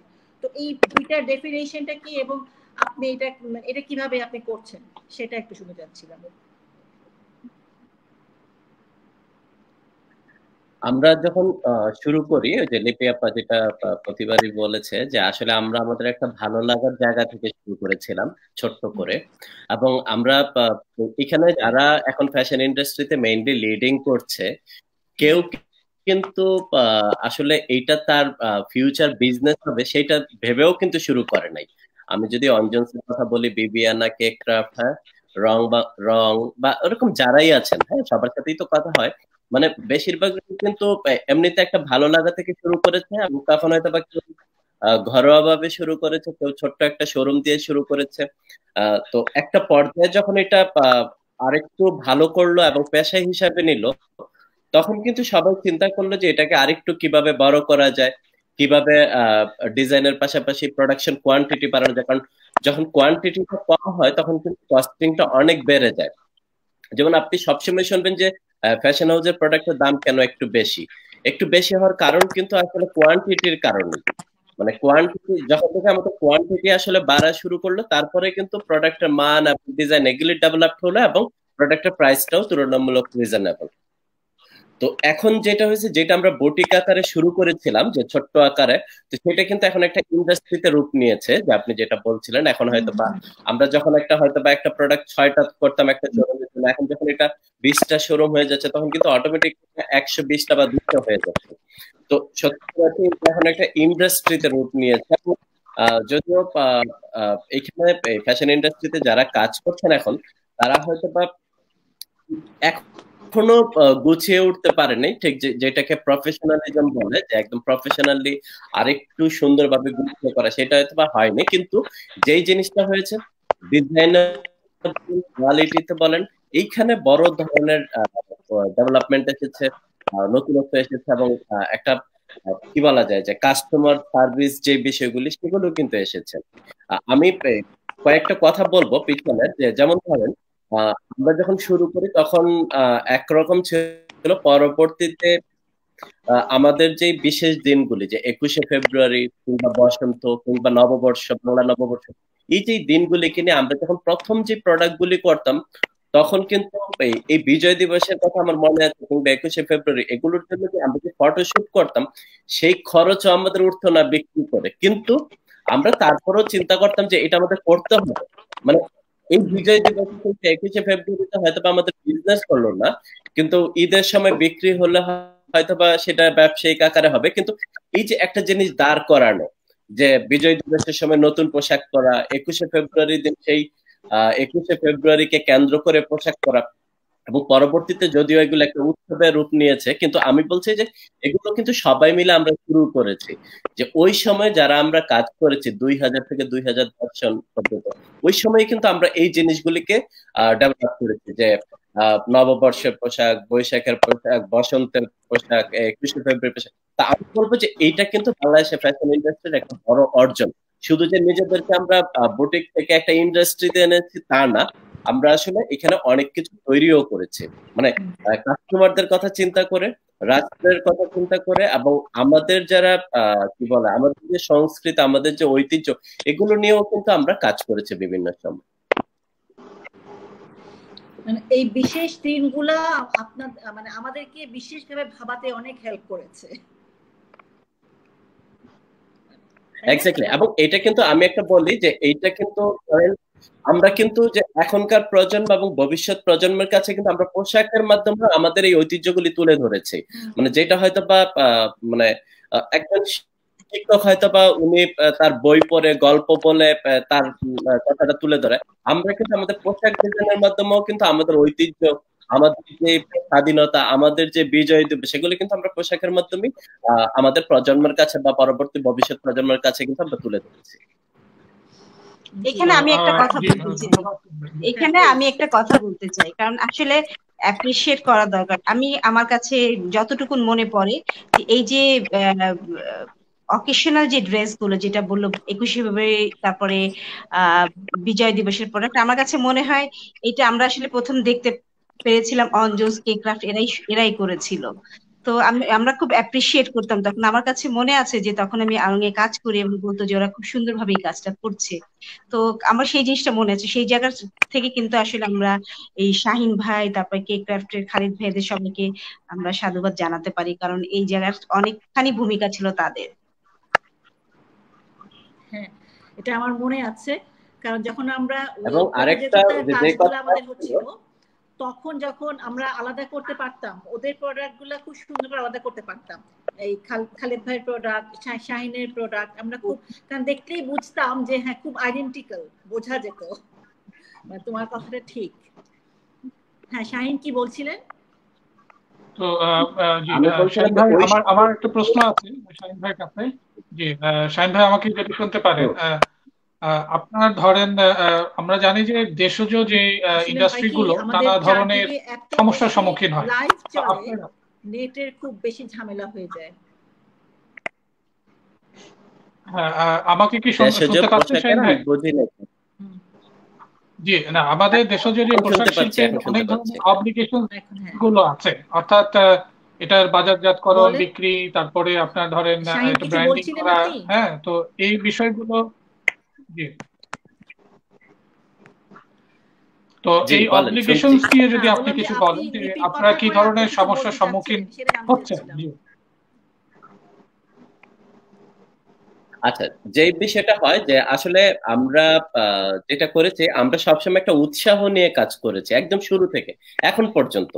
যে ধরেন বিভিন্ন রকম বাধা এসেছে, একসময় অনেক হরতাল হইতো, ধর্মঘট হইতো, কিংবা অন্যান্য অনেক ঝামেলা ছিল, এবং সবসময় কিন্তু আমরা একটা জায়গায় অসুবিধা, যে অনেক সহজ শর্তে বিদেশি চলে আসে এখানে, বা আমাদের লোকাল যে র মেটেরিয়ালস গুলি সেগুলোর দাম বেড়ে যায়, এই ধরনের সমস্যা ছিল। কিন্তু তারপরও আমরা এগুলোকে বড় বাধা হিসাবে কখনো দেখিনি।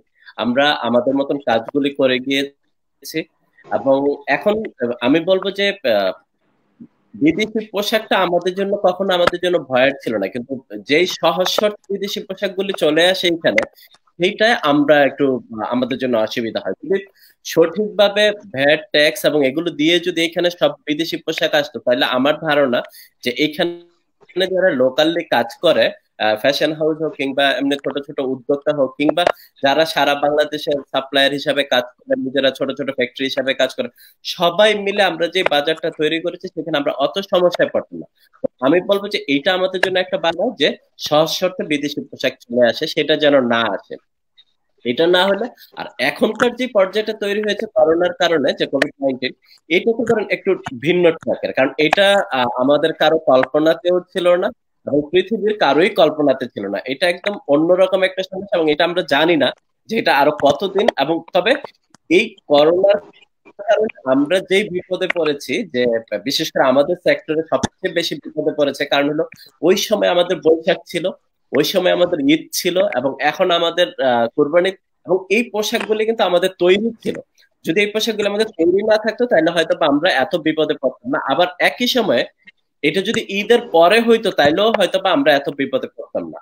তো যাই হোক, মানে একটু ছোট বাধা যেগুলো ছিল এগুলো আমরা কখনোই অত বড় বাধা হিসেবে দেখিনি। ইভেন আমরা এখনো মনে করি যে আগামী 2 মাসের মধ্যে যদি এটা যদি স্বাভাবিক পর্যায়ে চলে আসে, আমরা অনেক কষ্ট করতে পারি। লিপি আপা জানে যে আমাদের এখানে যারা কাজ করে, আমরা কিন্তু নিজেরা দৌড়াদৌড়ি করে ঘুরে ঘুরে কাজ করেছি। ইভেন লিপি আপাও বলবো যে লিপি আপা নিশ্চয়ই এই ঢাকার বাইরে মানিকগঞ্জ বলেন, জামালপুর বলেন, ফরিদপুর বলেন এবং কুমিল্লা, আমরা কিন্তু এইসব জায়গায় গিয়ে গিয়ে কাজ করেছি।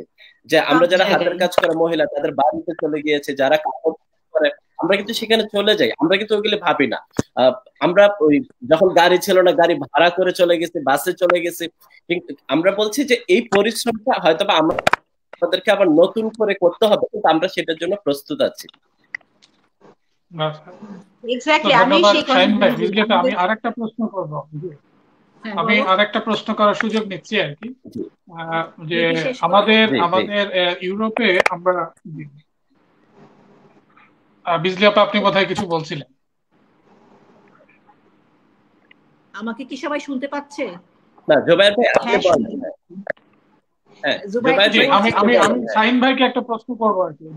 জি, আমার মনে আপনি ডিলে শুনতে পাচ্ছেন সবকিছু, তো এটা ইন্টারনেট বিড়ম্বনাতে আমরা পড়ে গেছি। তো শাহিন ভাইয়ের কাছে জিজ্ঞেস করছি, জাস্ট এটা খুবই ছোট্ট একটি বিষয়।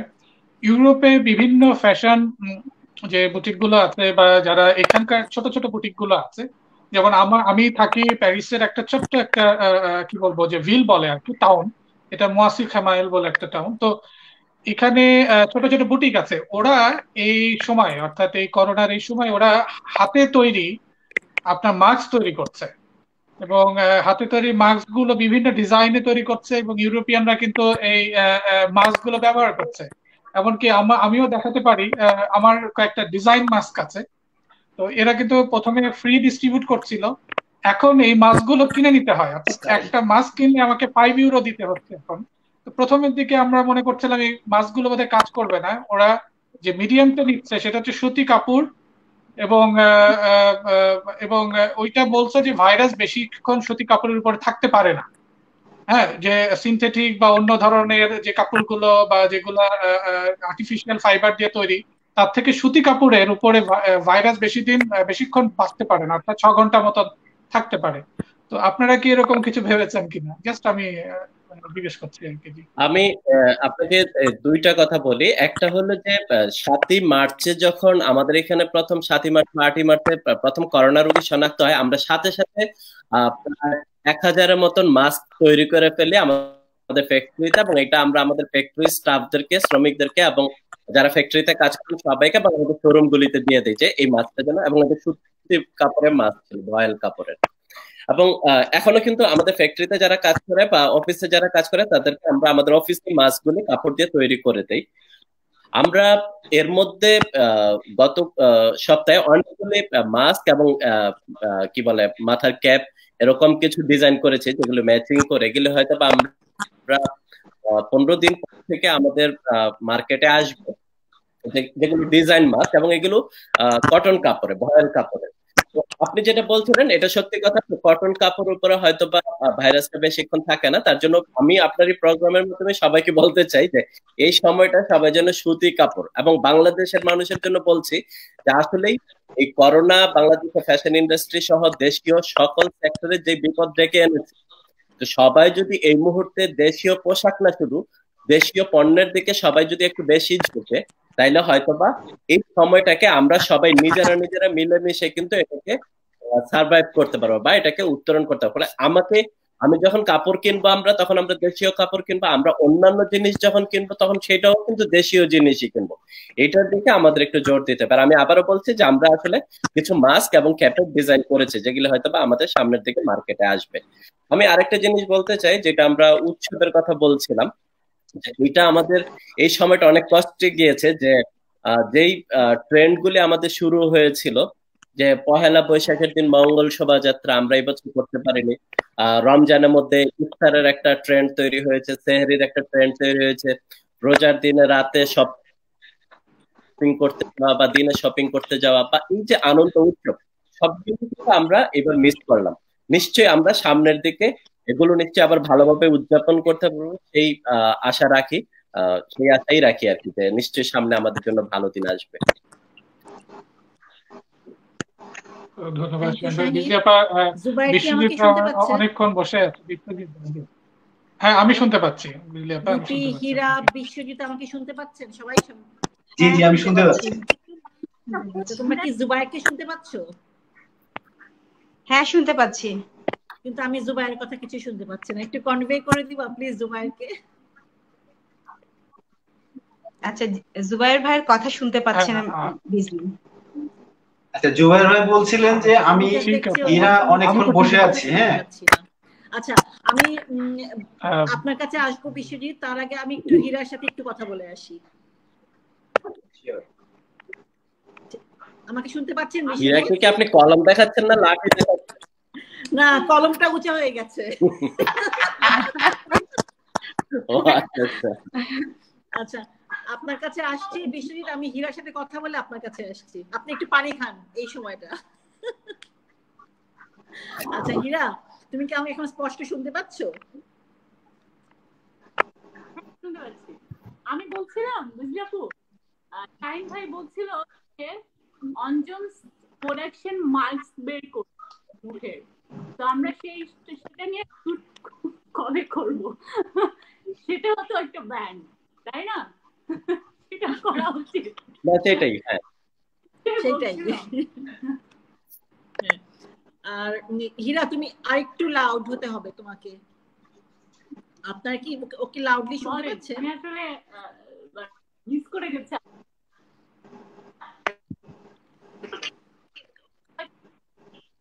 হীরাকে আপনারা সবাই লাউডলি পাচ্ছেন শুনতে?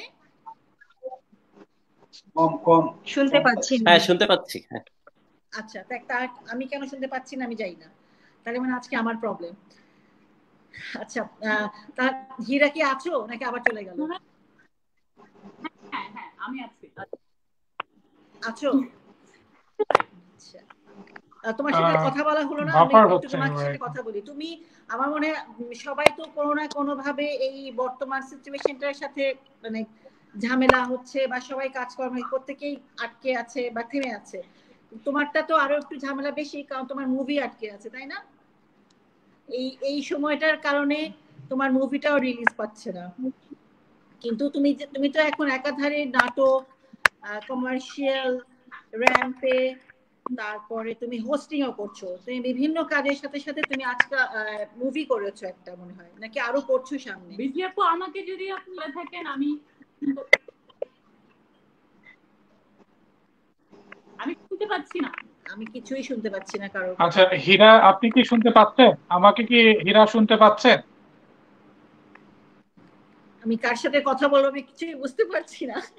কে আমাকে শুনতে পাচ্ছে একটু আমাকে বলবে এখন? আমি শুনতে পাচ্ছি। আমি শুনতে পাচ্ছি। আচ্ছা, আমি শুনতে পাচ্ছি। জুবাইর, আমি জুবাইরকে পাচ্ছি না শুনতে। আমি পাচ্ছি। আমি শুনতে পাচ্ছি। আমরা শুনতে পাচ্ছি তোমাকে, আমি শুনতে পাচ্ছি।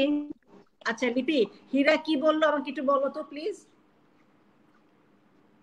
হীরার কথা আমিও শুনতে পাচ্ছি না। ওই তো আমার কাছে তাই মনে হচ্ছিল। আর বিশ্বজিৎ, আপনি বলেন, আপনি পাচ্ছেন হীরাকে শুনতে? আমি মাঝে মাঝে কম কম কম শুনতে পাচ্ছি, কিন্তু হীরা আসলে কিছুই শুনতে পাচ্ছে না। আপনার প্রশ্নটাও শুনতে পাচ্ছে না। তোমার আর আমাকে কথা বলতে হবে, কারণ কারোর কথা কি আমরা শুনতে পাচ্ছি না।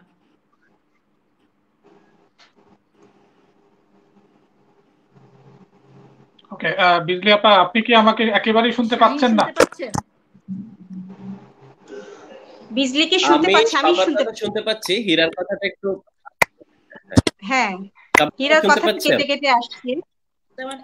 আমি তোমরা কি আমিও হীরার কথা ছাড়া সবার কথা শুনতে পাচ্ছি। বিশ্বজিৎ একটু কথা বলেন তো। হ্যাঁ, আমি শুনতে পাচ্ছি। আমি বলবো, এই যে কোন আওয়াজ পাচ্ছ কেউ? হ্যাঁ, আমরা শুনতে পাচ্ছি। আমি এই যে আমরা শুনতে পাচ্ছি। জামদানি মোটিভ দিয়ে একটা মাস্ক করা হয়েছে, আমি জোবায়ের ভাইকে দেখাচ্ছি। এই যে এটা জামদানি মোটিভ দিয়ে করা। হ্যাঁ, একটু লাগিয়ে দেখালে পরে আসলে কিভাবে কোন জায়গাটায় পরে বোঝা যেত। ও আচ্ছা, ছবি ছবি ছবি ছবি ছবি আচ্ছা আচ্ছা, ঠিক আছে, এটা ছবি, এটা আমার কাছে। এটা কি আপনারা এখনো ছাড়েননি না? মানে বাজারে এসেছে কি? না, এটা জাস্ট স্যাম্পল করা হয়েছে, এখন আমরা প্রোডাকশনে যাইনি। আচ্ছা আচ্ছা, খুবই খুবই ভালো উদ্যোগ, খুবই ভালো উদ্যোগ এটা।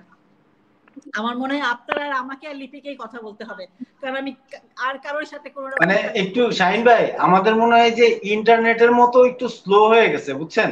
জুবায়ের যদি আমার কথা শুনে থাকে তাহলে আরো 3 মাস আগে যদি মাস্কগুলো আসতো, আরো 3 মাস আগে মাস্ক, আমি ওকে শুনতে পাচ্ছি না। আরো 3 মাস আগে মাস্কগুলো আসলে পরে মানে ভালো হতো। আমি যদি আপনাকে হীরার সামনে একটু কথা বলি।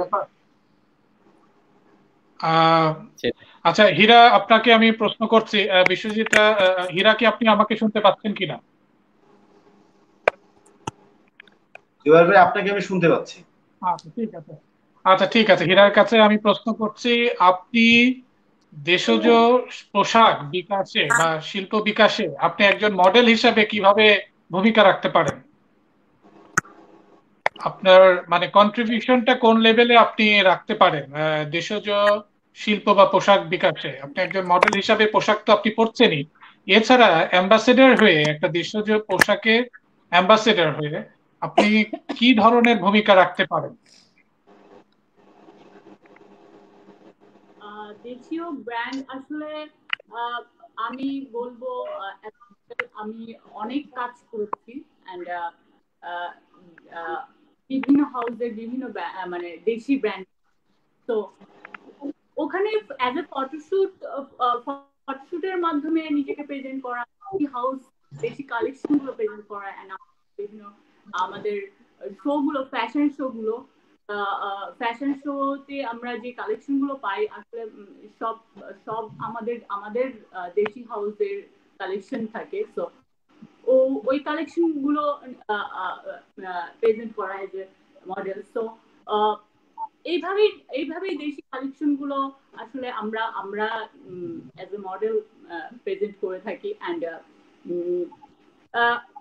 হিউজ শুট হয়ে থাকে আসলে বিভিন্ন অকেশনে আমরা করে থাকি, আমাদের ঈদের কালেকশন থাকে, বিভিন্ন কনসেপ্টে আমরা করে থাকি, বিভিন্ন মানে ডিজাইনাররা বিভিন্ন কনসেপ্ট নিয়ে কাজ করে এবং কনসেপ্ট গুলো আসলে সেটা 21শে ফেব্রুয়ারি হোক, বিভিন্ন তারা ডিজাইন করে ডিফারেন্ট ডিজাইনের, তো আমরা ডিফারেন্ট কিন্তু সেটা আসলে প্রেজেন্ট করি, সেটা স্টাইল করে, সেটা আউটডোরে শুট হয়ে থাকে, ইনডোরে শুট হয়ে থাকে, আমাদের ব্যাক স্টেজ থাকে, সেই কনসেপ্ট অনুযায়ী থাকে, আমাদের ফটোগ্রাফারের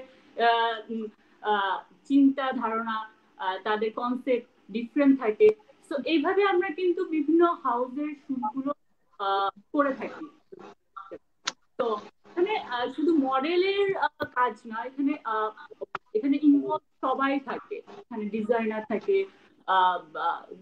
ফটোগ্রাফার থাকে, মেকআপের কনসেপ্ট থাকে, সবকিছু মিলেই আর কি একটা প্রোডাকশন আমরা নামিয়ে থাকি। তো এটা ফটোশুটের ক্ষেত্রেও আমি বলবো, ফ্যাশন শোর ক্ষেত্রেও এখানে ফ্যাশন শোর ক্ষেত্রে কোরিওগ্রাফারের একটা কনসেপ্ট থাকে, বিভিন্ন কিউয়ের একটা কনসেপ্ট থাকে, বিভিন্ন বুটিক হাউসের যে ড্রেস গুলো, ডিজাইন গুলো থাকে, তাদের একটা কনসেপ্ট থাকে। সো এইভাবে আমরা মানে অ্যাজ এ মডেল আমরা বুটিক হাউসের দেশি প্রোডাকশন, দেশি কালেকশন গুলো প্রেজেন্ট করে থাকি।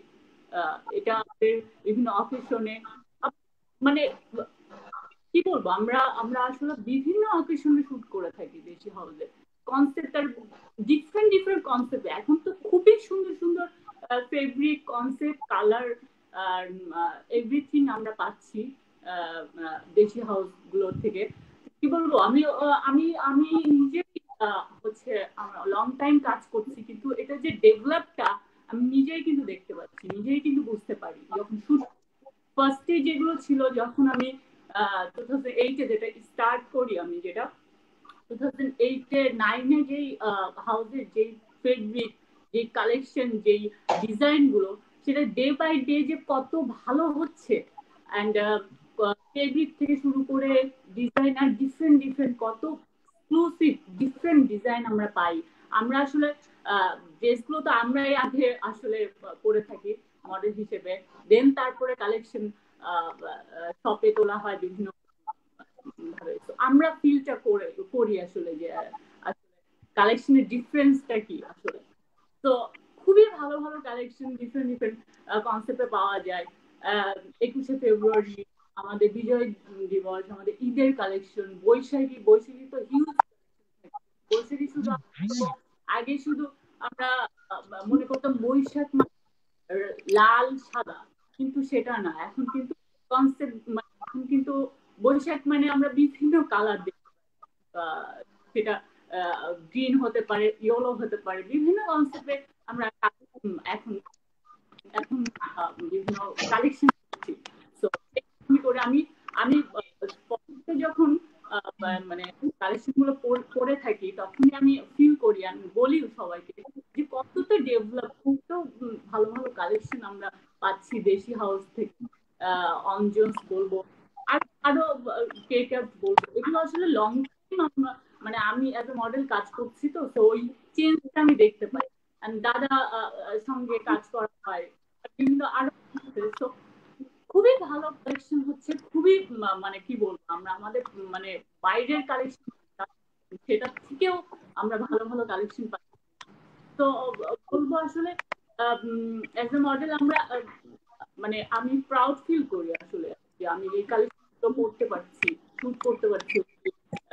পিকচার গুলো নিজেই যখন দেখি এবং নিজে যখন ফেব্রিক গুলো ফিল করি, খুব ভালো লাগে। Thank you.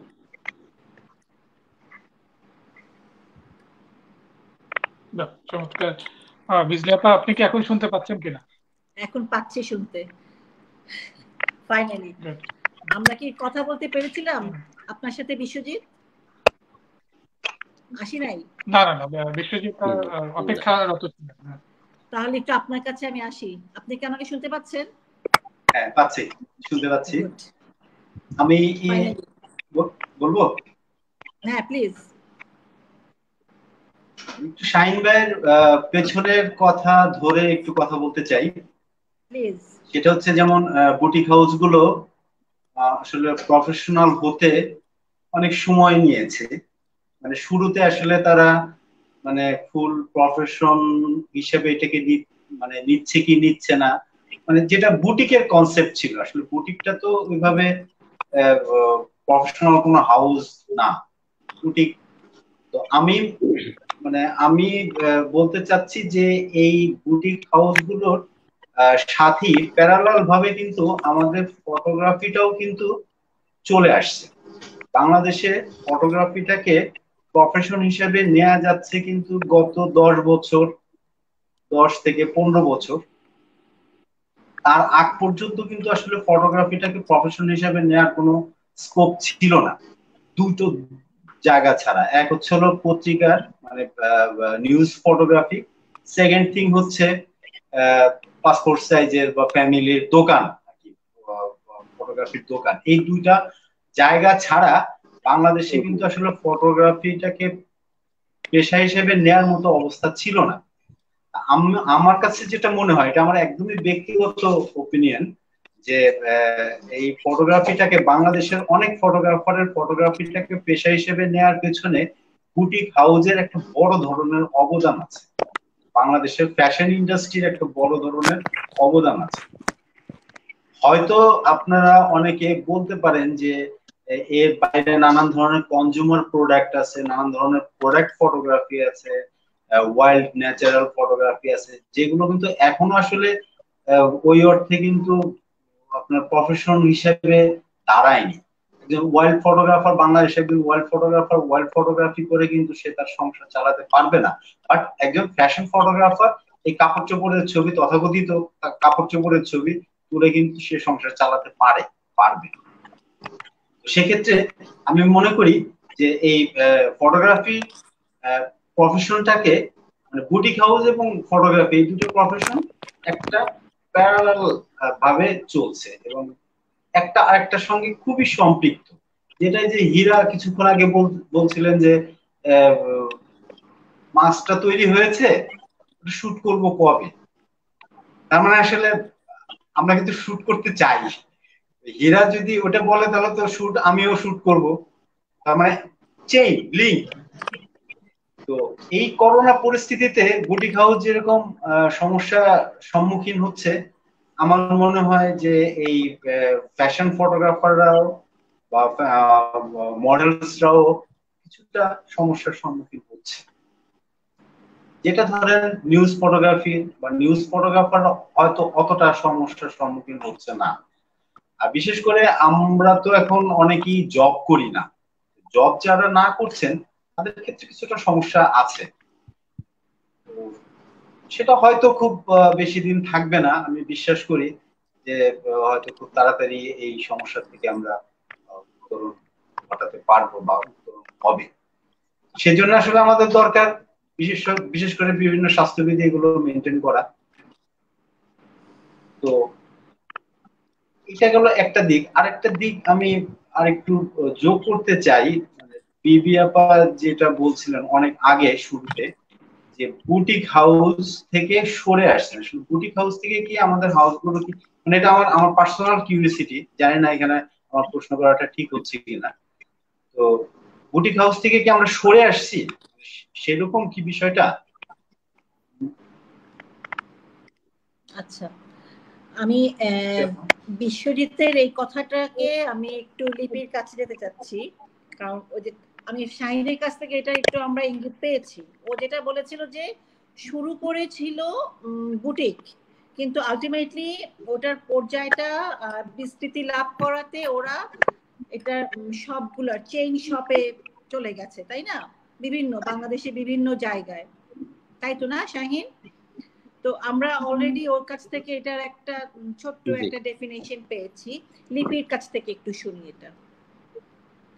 আমিও সেই একটা কথা বলবো, আসলে সবাই বুটিক কনসেপ্টে শুরু করেছিল, বাট পরবর্তীতে এটা আসলে ওই ব্যবসায়িক প্রসারের কারণে এটা আস্তে আস্তে এটার একটা ব্যাপক আকারে চলে যায়, অনেক জায়গায় ছড়িয়ে ছিটিয়ে গেছে। তো কিন্তু তারপরে আমরা বলবো যে আমাদের যে মূল যে কনসেপ্টটা ছিল বুটিক, সেই জায়গা থেকে তো আমরা সরিনি, কারণ প্রত্যেকটা জায়গায় কিন্তু মানুষ, ওই যে শাহিন ভাই একটা কথা কিন্তু বলেছে যে আউটলেট যদি আমার যে কয়টা হোক 20টা 25টা হয়, সেটা কিন্তু আমরা কিন্তু চিন্তা করি একটা আউটলেটের জন্য ওই সেই 6টা প্রোডাক্ট, বেশি হলে 10টা প্রোডাক্ট।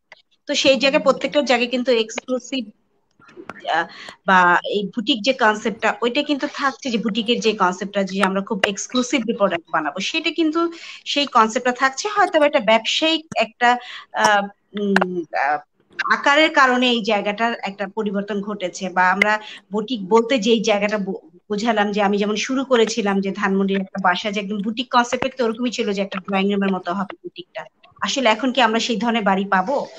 আমাদের কিন্তু সেই কমার্শিয়াল বিল্ডিং এ যেতে হয়েছে, যেটা আমার কোনোদিনও প্ল্যান ছিল না আমি কোনোদিন কমার্শিয়াল বিল্ডিং এ যাব, কিন্তু আমাদের দেশি দাসের সাথে সংযুক্ত হয়ে সেই কমার্শিয়াল বিল্ডিং এ যেতে হয়েছে। আর এখন আসলে কমার্শিয়াল বিল্ডিং ছাড়া কোথাও কোনো নাই যে জায়গাতে আমরা আসলে ওই কনসেপ্টে বাড়াতে পারি।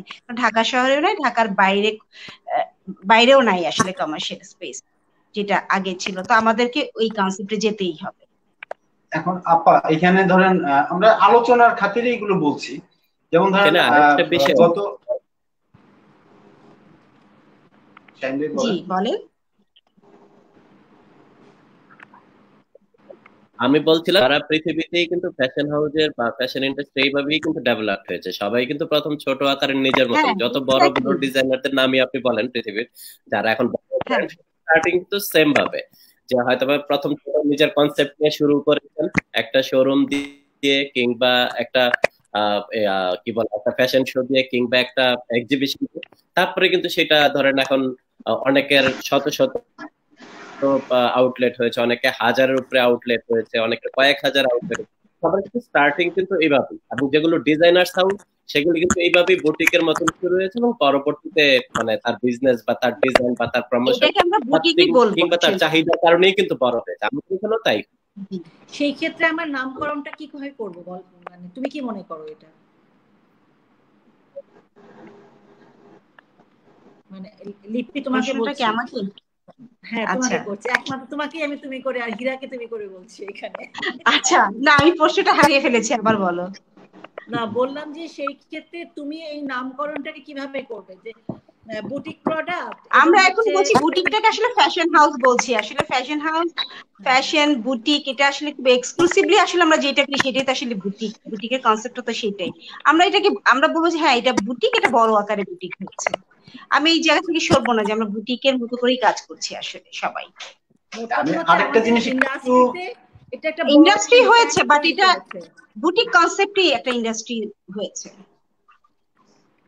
আমি একটু মানে কনসেপ্টটা ওই জায়গায় আছে কিন্তু এটা ইন্ডাস্ট্রি আকারে। একটা বিষয় আমি একটু স্মরণ করাতে চাই, সেটা হচ্ছে গত ধরেন 10-12 বছর আগ থেকে মানে আমাদের বুটিকটা তো আসলে স্বাধীনতার পরপরই এটা মানে আস্তে আস্তে আস্তে আস্তে ডেভেলপ করছে, বাট লাস্ট 10 to 15 ইয়ার্স আমরা দেখতে পাচ্ছি যে মানে ওয়েস্টার্ন গেটআপের এক ধরনের হাউস তৈরি হচ্ছে। মানে আমি এই বুটিকের ছবি তুলি দেখে ধরেন আমাকে অনেকে বাংলা ফটোগ্রাফারও বলে, তো আমি তথাকথিত ওই বাংলা যে হাউসগুলো সেই হাউসগুলোর কথাই বলছি। এখন যদি ধরেন এই ওয়েস্টার্ন গেটআপের যে হাউসগুলো আছে সেই হাউসগুলো এবং বুটিক হাউসগুলোর এইগুলোর মধ্যে মানে প্রোডাক্টের পার্থক্য ডেফিনেটলি আছে, আমি সেই জায়গাটা যাচ্ছি না, কিন্তু বিজনেস ভিউ বা প্রমোশনাল জায়গাগুলো, এই জায়গাগুলো একটা পার্থক্য কি তৈরি করা যায় কিনা? কারণ শাহিন ভাই বলছিলেন যে পৃথিবীর বিভিন্ন দেশে এরকম ভাবে শুরু করে, ঠিক আছে, কিন্তু তারপরেও ইন্ডিয়াতে কিন্তু এখনো অনেক ডিজাইনারদের নামে প্রোডাক্ট গুলো চলে, মানে ওইভাবে কিন্তু তারা এটাকে ইন্ডাস্ট্রিয়াল ভাবে জিনিসটাকে তৈরি করছে না। আমাদের ফটোগ্রাফির ক্ষেত্রেও সমস্ত ফটোগ্রাফাররাই আসলে একসময় ব্রাইডাল মানে বিয়ের ছবি তুলে তুলে ফটোগ্রাফার হয়েছে, সেটা ঠিক আছে, সবাই কিন্তু এখন আর বিয়ের ছবি তুলছে না। কিন্তু একজন ডিজাইনার আমাদের দেশে কিন্তু ওইভাবে ডিজাইনার কর্নার গুলো বা ইয়েগুলো ডেভেলপ করছে না। সেই জায়গাটায় মানে আপনাদের একটা বড় ভূমিকা আমরা আসলে দেখতে চাই। তাহলে হয় কি আমরা যারা বাংলা ফটোগ্রাফার আছি, যারা বাংলা নিয়ে চলি, তারা আসলে একটা আইডেন্টিটি পাই। হ্যাঁ, না হলে এখন হচ্ছে কি মানে টোটাল ফ্যাশনটা একটা বুটিক বলেন, ওয়েস্টার্ন বলেন, ইয়ে বলেন, টোটাল একটা জায়গায় ফ্যাশনটা চলে আসছে। সেই জায়গাটা থেকে একটু সিগনিফিকেন্ট কিছু করা যায় কিনা? এক জায়গায় আসাটা কিন্তু এটা কিন্তু আলাদা করাটা খুব দরকারি না বিষয়টা, কারণ মার্কেটে যেহেতু প্রোডাক্টের চাহিদা আছে, তো মার্কেটে সবাই আছে, সেখানে আপনি যেটাকে ওয়েস্টার্ন তারাও কিন্তু আমাদের প্রতিদিনকার প্রোডাক্টই তৈরি করে। মানে আলটিমেটলি কি হয় যে আমরা যারা আগে শুরু করেছিলাম তারা শুধু ট্রেডিশনাল পোশাকগুলি তৈরি করতাম, লাইক আমাদের পাঞ্জাবি, সালোয়ার কামিজ, শাড়ি, এটা একদমই ট্রেডিশনাল প্রোডাক্ট। তো এখন যেহেতু সময়ের কারণে এখন হয়তো বা T shirt, polo shirt, jeans, shirt এগুলোর চাহিদা বেড়েছে, এখন কিন্তু অন্যরাও কিন্তু এই পোশাকগুলি করছে। আবার যাদের আপনি ওয়েস্টার্ন হিসেবে কাউন্ট করছে তারাও কিন্তু আবার পাঞ্জাবি, সালোয়ার কামিজ, শাড়ি করছে। তারপর সবাই সবকিছু, এটা যে শুধু আমাদের দেশে তা না, কিন্তু আমি বাইরের বড় বড় ব্র্যান্ডেও দেখেছি যে তারা এখন অনেক ধরনের কালেকশন রাখছে, কারণ সবাই তার কাস্টমারকে সব টাইপের প্রোডাক্ট দিতে চায়। তো আমার মনে হয় যে এই জায়গাটা যত দিন যাবে আরো বাড়বে, মিক্সড হবে, এবং সেই ভালো করবে যার ডিজাইন। আর আপনি যেটা বলছিলেন ডিজাইনার, এগুলো কিন্তু অনেক ডিজাইনারই কিন্তু নামে অনেক প্রসিদ্ধ হয়েছে, যে যাদের নাম বললে আমরা শুধু যে আমরা চিনবো তা না, কাস্টমাররা চেনে এবং দেশব্যাপী চেনে। কারণ এর মধ্যে লিপি আপা একজন, হ্যাঁ, লিপি আপাকে কিন্তু বাই নেমে কিন্তু সবাই চেনে এজ এ লিপি। বিবিয়ানার চেয়েও কিন্তু আমার ধারণা বেশি মানুষ লিপি আপাকে চেনে, ঠিক আছে, এজ এ ডিজাইনার। তো আমি বলছি যে দুইটা জিনিসই হয়েছে, যে ডিজাইনাররাও একটু ডেভেলপ করছে, ঠিক আছে, আবার প্রতিষ্ঠানগুলিও সব রকমই কিন্তু আছে আমাদের মধ্যে। এখানে আমি একটা কথা বলতে চাই, আমার কাছে মনে হয় যে হ্যাঁ, ফ্যাশন ইন্ডাস্ট্রি, আমি ওই বিশ্বজিৎদার কথার উত্তরটা আমিও দিচ্ছি একভাবে, যে এটা হচ্ছে ফ্যাশন ইন্ডাস্ট্রিতে তো ওয়েস্টার্ন কাপড় সব ধরনের আসবে, ট্রেন্ড যেটা সেটা আসবে। আমরা তো ওয়েস্টার্ন কাপড় বানাচ্ছি, কিন্তু আমরা একটা জায়গায় থেকে নড়ছি না, সেটা হচ্ছে আমাদের দেশীয় পোশাক। যাই বানাই না কেন সেটা হতে হবে দেশীয়, দেশীয় প্রোডাকশন, দেশীয় এমব্যালিশমেন্ট, দেশীয় ফ্যাব্রিক। কিন্তু প্যাটার্নটা হয়তো আমরা চেঞ্জ করে ফেলেছি মানুষের চাহিদার জন্য, কারণ ট্রেন্ড এবং ফ্যাশন আমাদেরকে ফলো করতে হয় এজ এ ডিজাইনার। কিন্তু আমাদের কিন্তু ট্রেডিশন থেকে আমরা যাচ্ছি না, আমাদের ট্রেডিশনাল ওয়্যারও হচ্ছে, এবং আমাদের যে ট্রেডিশনাল যেই মিডিয়া গুলো সেগুলো কিন্তু আমরা ইউজ করছি, এবং আমরা বলবো যে আমরা দেশীয় পোশাক তৈরি করছি, সেটা বিভিন্ন স্টাইলে বা বিভিন্ন ট্রেন্ডে। থ্যাংক ইউ লিপি। আমরা একটু হীরার কাছে যাই। হীরা, তুমি যেটা এতক্ষণ ধরে যেটা শুনলে, তোমাকে আমি জাস্ট একটা জিনিস জিজ্ঞেস করব। তুমি তো তোমার কাজের খাতিরেই অনেকবার দেশের বাইরে গেছো না, ফ্যাশন শোতে কিংবা ধরো তোমার কোনো কমার্শিয়ালের কোনো শুটিং এ, বিভিন্ন কাজে তুমি বাইরে গেছো। তুমি তো সেই জায়গায় তুমি সেই বুটিক কনসেপ্ট এবং নর্মাল দোকান তুমি বাংলাদেশের সাথে সেটা কিভাবে তুমি দেখেছো? তোমার কাছে কি মনে হচ্ছে আমাদের দেশে এই জিনিসটা নাই বা ওই দেশে ওই জিনিসটা আছে? তোমার কাছে কোন জিনিসটা মনে হয়েছে তখন? তুমি মানে কোনটা তোমার কাছে পার্থক্যটা কি মনে হয়েছে? মানে আমাদের দেশের সঙ্গে বাইরের দেশের কোন জিনিসটার মানে ক্লিয়ার না আমি আসলে কোশ্চেনটা। আমি একটু সাপ্লিমেন্ট করি বিজলি আপার সাথে। ধরা গেল প্রযুক্তিগত যে ব্যাপারটা আছে কিংবা কোয়ালিটি অফ প্রোডাক্ট, যেমন দেশীয় কাপড় বললে হবে না, সেটা হচ্ছে যে ডিউরেবিলিটির একটা ব্যাপার থাকে, তারপরে কাপড়ের মানের ব্যাপার থাকে, তারপরে সেটা কতটা দৃষ্টিনন্দন, তো হ্যাঁ মানে যেটা নন্দন তত্ত্ব কাজ করছে কিনা, তো এই সব কিছু মিলে কম্পেয়ার করলে দেশি কাপড়ের বা ডিজাইনের একটা কাপড় বিদেশে যখন পরা হচ্ছে, সেটা কি আন্তর্জাতিক মানে আমরা সেটাকে কি কাস্টমারের কাছে দিতে পারার মতন অবস্থা আছে কিনা, এটাই জানতে চাচ্ছি। মানে দেশীয় প্রোডাক্ট আর ঠিক বাইরে ঠিক একই ভাবে ওই প্রোডাক্ট গুলাকে তুমি কিভাবে দেখছো যে কতখানি মিল আছে কতখানি অমিল আছে? আচ্ছা, আমি আরো একটু সিম্পলিফাই করি হীরা, আমি একটু সিম্পলিফাই করি যদি আপনি শুনতে পারেন। ধরেন আমি একটা টি শার্ট পরে আছি, বাংলাদেশে এখন টি শার্ট তৈরি করা হচ্ছে, তো টি শার্টটা তৈরি করা হচ্ছে, এখানে হয়তো টি শার্টের উপর একটা ডিজাইন হচ্ছে, তো ডিজাইনটার কিন্তু একটা কম্পোজিশন আছে, অর্থাৎ আমার টেক্সচারের সাথে আমার এখানে হয়তো ব্লক করা হচ্ছে কিংবা এখানে স্ক্রিন প্রিন্ট দেওয়া হচ্ছে বা আদার যে মিডিয়াম গুলো ব্যবহার করা হচ্ছে। তো আপনি এই ব্যাপারটা একটু কম্পেয়ার করেন, যেটা বিজলি আপা বলার চেষ্টা করতেন আর কি, এগুলা একটু কম্পেয়ার করেন। বলবো যে আসলে ডিপেন্ড করে যে কে কেমন স্টাইল ফ্যাশন ফলো। আমাদের দেশেও কিন্তু টি শার্ট হচ্ছে, আমাদের দেশে কিন্তু টি শার্ট ডিজাইনটা হচ্ছে, আমাদের দেশি বুটিক হাউস গুলোতেও কিন্তু পাওয়া যাচ্ছে, কিন্তু সেই টি শার্ট সেই ডিজাইন গুলো কাদের জন্য করা হচ্ছে? আমাদের পিপল, আমাদের বাংলাদেশি মেন্টালি চয়েস অনুযায়ী যারা চুজ করবে, আমাদের বাংলাদেশি পিপলরা আছে যারা বলবো যে এই ওয়্যার গুলো পাবলিকলি আমাদের মানে কি বলবো আমাদের হাউস গুলোতে পাওয়া যাচ্ছে, এবং কি সবাই সব ধরনের মানুষ কিনছে। তো তাদের রুচি, তাদের আমি বলবো যে আমাদের ফ্যাশন হাউসগুলো যেরকম ফেব্রিকের টি শার্ট গুলো বানাচ্ছে, সেটা বলবো যে আমাদের দেশের জন্য পারফেক্ট, সেটা আমাদের দেশের জন্য ঠিক আছে। আমাদের দেশে বাইরের সাথে যদি কম্পেয়ার করা হয়, বাইরের সবার কি বলবো চিন্তা ভাবনা, তাদের স্টাইল, তাদের বাজেট, তাদের সবকিছু কিন্তু ডিফারেন্ট। হ্যাঁ, তারা একটা টি শার্ট কিনবে, কোনো একটা টি শার্ট কিনবে, তার হিউজ বাজেট, তারা পেমেন্ট করে হিউজ টাকা দিয়ে তারা টি শার্টটা কিনবে। কিন্তু আমি বলবো যে আমাদের দেশের জন্য আমাদের টি শার্ট যারা কিনতে পারবে, তারা যেন সব ধরনের বাজেটে সব ধরনের মানুষজন যেন কিনতে পারে, সেটা টি-শার্ট দিয়ে আমি যে এক্সাম্পলটা দিলাম, সব ধরনের মানুষের জন্য আমাদের দেশি হাউসগুলো প্রোডাক্ট তৈরি করে, ডিজাইনার ওইরকম থাকে। আমরা আসলে আমি বলবো যে আমাদের বাইরে সাথে কম্পেয়ার আমরা না করি, আমাদের দেশে হাউসগুলো আসলে সেই চিন্তা করেই দেশি প্রোডাক্ট আমরা তৈরি করছি, যারা আমরা নর্মাল পিপল সব ধরনের মানুষ যখন সেটা কিনতে পারি, সব ধরনের বাজেট আমরা রাখি, রেঞ্জের মধ্যে আমরা রাখি। আসলে আমি বলবো যে বাইরের সাথে এটা কম্পেয়ার করলে বাইরের একটা আমিও নিজেকে দিয়েই বাইরে আমি প্রোডাক্ট কিনি, সেটা অনেক টাকা দিয়ে একটা প্রোডাক্ট কিনতে হচ্ছে আমাকে।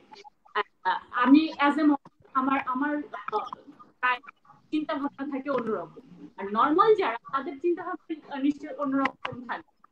তো ওরাও বাইরে থেকে কিনছে কিন্তু তাদের বাজেট অনুযায়ী কিনছে। আমাদের দেশি হাউসগুলো সবসময় মাথায় থাকে তাদের যে বাজেট, আমাদের পিপল আমাদের দেশ আমাদের কি বলবো সবার বাজেটটা যেন সীমিত থাকে, করতে পারে সেরকম বাজেট নিয়ে কিন্তু আমাদের তৈরি করা, সবাই যেন কিনতে পারে। এবং কি ফেব্রিক কনসেপ্ট এভরিথিং বাঙালি মানে এটা আর কি বাঙালিটা পছন্দ করে, নর্মাল পিপল সবসময় পছন্দ করে, সেইভাবে কিন্তু তৈরি করা হয়, সেই বাজেট নিয়ে কিন্তু তৈরি। তো বাইরের সাথে কখনোই আমি মনে করি যে জানি না, মানে আমি কম্পেয়ার করি না কখনো বাইরের সাথে, নিজের দেশের প্রোডাক্ট থেকে শুরু করে এভরিথিং কম্পেয়ার মানে আমি করি। তো ওইটা ডিফারেন্ট আর এইটা ডিফারেন্ট, মানে কনসেপ্ট, চিন্তা ভাবনা, বাজেট এভরিথিং ডিফারেন্ট। তো this is my opinion. Thank you Hira. আমি একটা প্রশ্ন লিপি আর শাহিনের দুজনের কাছে রাখবো। আমাদের কি আর সময় আছে কতক্ষণ জুবায়ের? আমরা 10 মিনিট প্রায় শেষ পর্যায়ে চলে এসেছি, তো এখন সংক্ষিপ্ত বক্তব্যের দিকে আমরা চলে যাব। আচ্ছা, আমি একটা লাস্ট প্রশ্ন করে নিই ওদেরকে, জাস্ট আমার একটা জানার একটা আগ্রহ ছিল, দুজনের কাছে কমনলি রাখছি। সেটা হচ্ছে যে এই যে আমাদের এই সিচুয়েশনে যেটা খুব দেখা যাচ্ছে যে এখন অনলাইন সিস্টেম যেটা খুব এখন না সব জায়গাতেই, তো এই যে এই সময়টাতে অনলাইন সিস্টেমটাকে সবকিছুতে যে অনলাইন প্রোডাক্ট অনলাইন সেল হচ্ছে, তো এটা কি পরবর্তী পর্যায়ে কি যখন সিস্টেমটা আমাদের যখন আমরা এখান থেকে বের হয়ে আসবো, তো এইটা কি আমাদেরকে অনেক বেশি হ্যাম্পার করবে? কি মনে হয়? যারা দুজনেই আমাকে তাদের মতো করে আনসার করতে পারেন, মানে দুজনের কাছে আমার সেম প্রশ্ন, লিপি এবং শাহিন।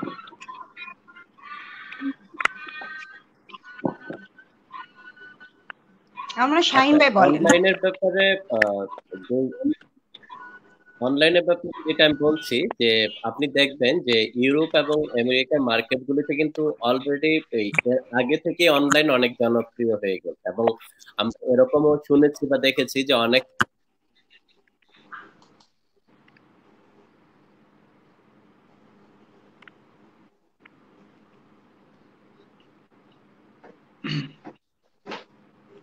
মানে হ্যাং হয়ে গেছে। শাহিন ভাইকে পাচ্ছি না আমি, আমার মনে হয় লিপি আপা যদি আপনি বলেন। হ্যাঁ লিপি, তুমি কন্টিনিউ করবে এটা?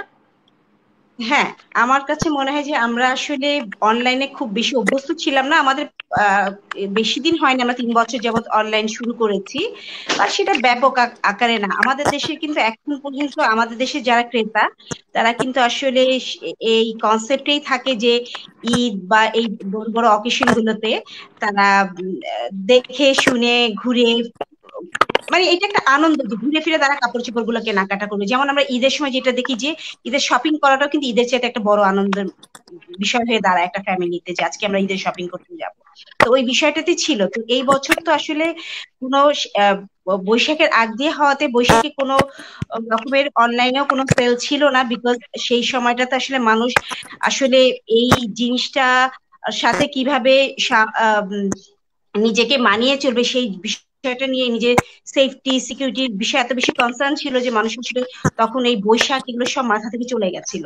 কিন্তু ঈদের সময় আমরা দেখতে পারলাম যে হ্যাঁ, ঈদ তো আসলে যুগ যুগ ধরে এরকমই ছিল যে ঈদের সময় সবাই একটা নতুন কাপড় পরবে। তো সেই ক্ষেত্রে দেখা গেল যে অনলাইনে নকটা একটু বেড়ে গেল, সবাই অনলাইনে কেনাকাটা করতে চায়। কিন্তু যেটা প্রবলেম হয়েছিল আমাদের শেষ মুহূর্তে যে যে যেই আমাদের সবসময় আমাদের যে ডেলিভারি করে, যারা ডেলিভারি পার্টনার যারা আছেন, যেহেতু আমরা নিজস্ব কোনো আমাদের নিজস্ব কোনো পার্ট নাই যেখানে আমাদের যারা প্রোডাক্ট ডেলিভারি করবে, আমরা একটা কোম্পানির সাথে যুক্ত হয়েছি। সেই তারা একটা সময় বললো যে আমরা ডেলিভারি করতে পারছি না, কারণ তাদেরও লোক বলের অভাব।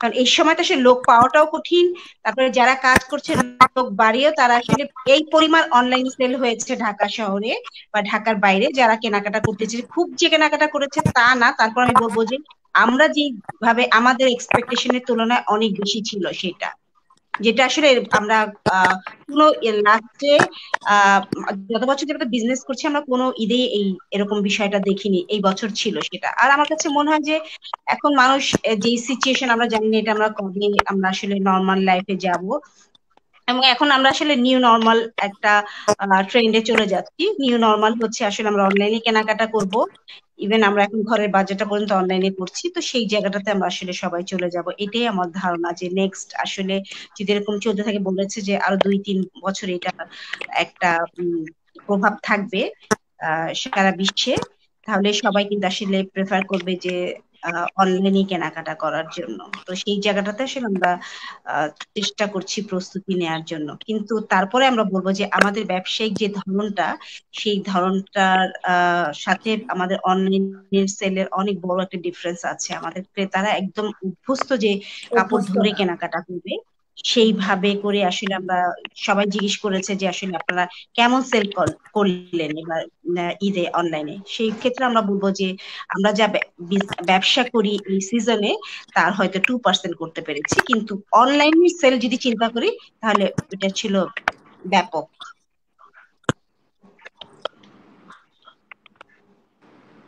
থ্যাংক ইউ লিপি। এটা আমার একটা জানার ইচ্ছা ছিল, যে কারণ এই যে মানে চারদিকে এটা খুবই হিড়িক, মানে অন্যান্য খাওয়া দাওয়া অনলাইন ঠিক আছে ফাইন, কিন্তু কাপড়ের ক্ষেত্রে আমি না দেখে, আমি না ফিল করে কেমন করে ওটাকে আমি নিজে কিনবো, সেটা একটা বড় একটা বিষয় হয়ে দাঁড়ায়।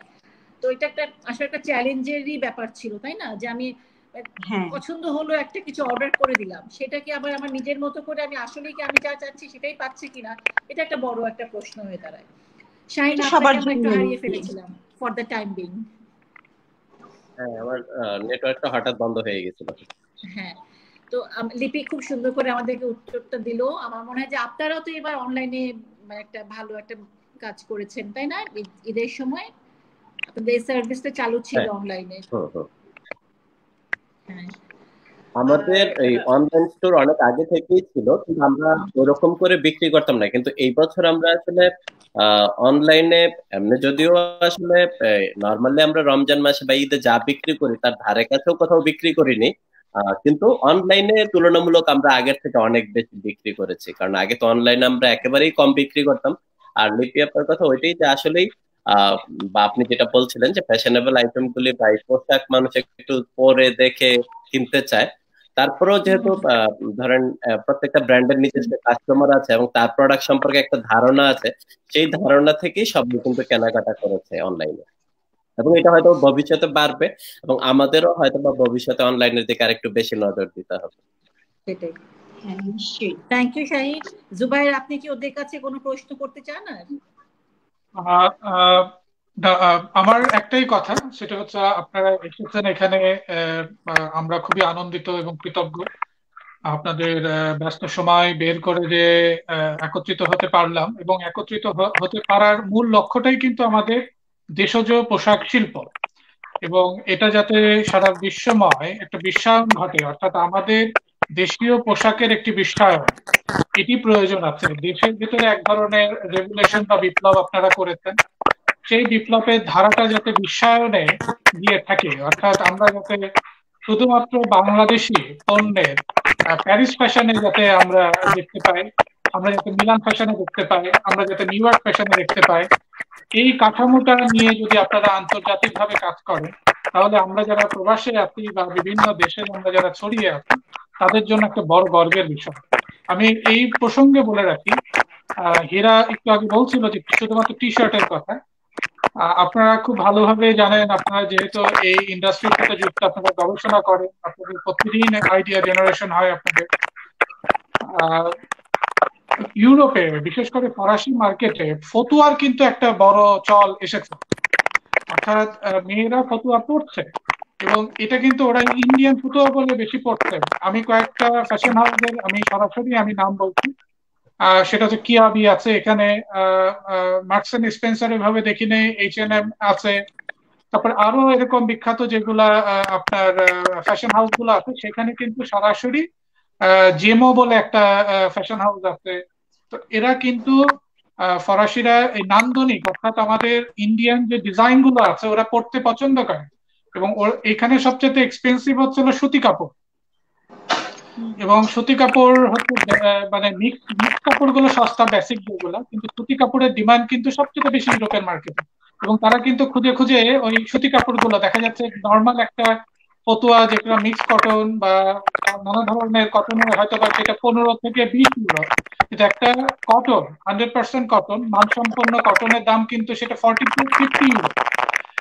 এর কারণটা হচ্ছে ওরা কিন্তু বেশি আপনার প্রোডাক্ট পাচ্ছে না বলে, অর্থাৎ প্রোডাক্টের কোয়ান্টিটি কম বলে দামে ইয়েটা বেশি, কি বলে লেভেলটা বেশি।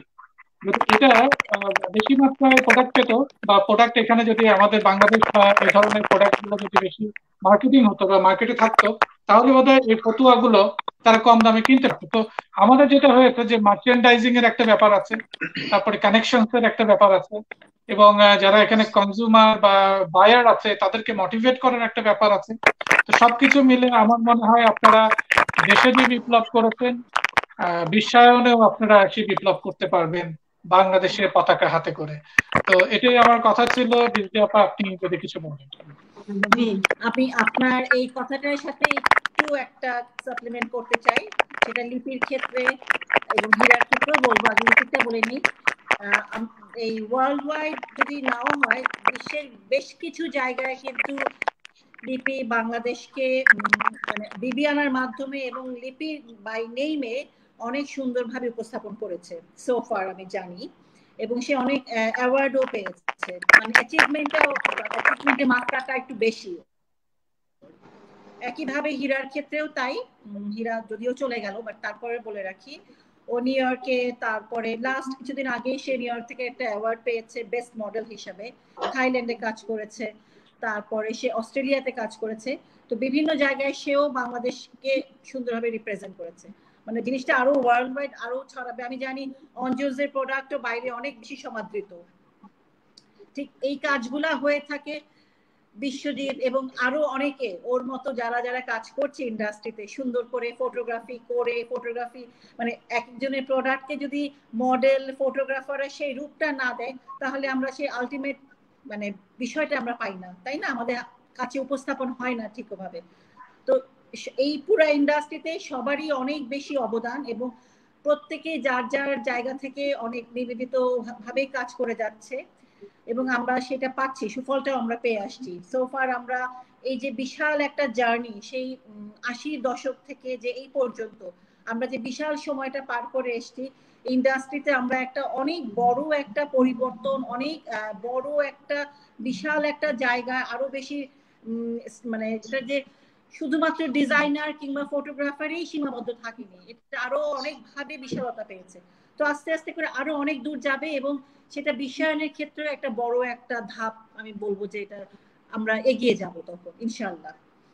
তো যাই হোক, আমার অনেক আর কথা বলে কারো ঘুম নষ্ট করব না। অলরেডি বাংলাদেশে মনে হয় 12টা বেজে যাচ্ছে, আপনার প্যারিসে না বাজলেও। আমরা অনেক ওদেরকে ধরে রেখেছি। সবাইকে অনেক ধন্যবাদ। না, আজকের আয়োজনটা আসলে খুব ভালো। আমরা অনেক ধন্যবাদ, আমাদের ধন্যবাদ বিশেষ করে বিশ্বজিৎ দা, হীরা, লিপি আপা, বিজলি আপা, জোবায়ের ভাই, সবাইকেই আসলে ধন্যবাদ। আর আসলেই আমি তো এই সেক্টর নিয়ে দীর্ঘদিন ধরে কাজ করি, আমাদের অ্যাসোসিয়েশন কাজ করে, fashion entrepreneur association of Bangladesh. তো আমরা চাই যে আপনারা সবসময় আমাদেরকে এই সহযোগিতাগুলি করবেন প্রচারে প্রসারে এবং মানুষকে জানাতে। ধন্যবাদ। ইনশাআল্লাহ। বিশ্বজিৎ কিছু বলেন? হ্যাঁ, ধন্যবাদ সবাইকে। বিশেষ করে জুয়েল ভাইয়ের সঙ্গে আমার ওইভাবে পরিচয় ছিল না, এরকম একটা উদ্যোগ গ্রহণ করার জন্য আপনাদের সবাইকে, বিশেষ করে বিজলি আপা এবং জুয়েল ভাই, এদের দুজনকে বিশেষ করে ধন্যবাদ। আর শাহিন ভাইকে, লিপি আপাকে, এদেরকে অনেকদিন পরে দেখলাম আর কি, ওইটাও আমার জন্য একটা বড় পাওয়া আর কি, সবাইকে দেখাটা। সবাই ভালো থাকবেন, ধন্যবাদ। লিপি?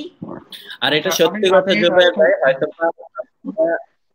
আমরা এখন পর্যন্ত ওই পর্যায়ে যাইনি ইন্টারন্যাশনাল, কিন্তু পরবর্তীতে আমার ধারণা যে আগামী 5 বছরের মধ্যেই ইন্টারন্যাশনাল মার্কেটে আমাদের ডিজাইনার, আমাদের এন্টারপ্রেনার এবং আমাদের ডিজাইন এবং প্রোডাক্ট সবগুলি একটা ভালো অবস্থানে যাবে। কারণ নতুন নতুন অনেক ছেলেমেয়েরা আসছে যারা আসলে ধরেন এক সময় হয়তো বা লিপি আপা এবং আরো দু একজন ডিজাইনিং করে এই সেক্টরে কাজ করতে এসেছে। এখন কিন্তু অনেক ছেলেমেয়েরা আসছে নতুন নতুন করে, যারা নতুন আইডিয়া এবং কনসেপ্ট নিয়ে আসছে। নিশ্চয়ই আমরা সামনের দিনে তাদেরকে অনেক ভালো একটা জায়গায় দেখতে পাবো।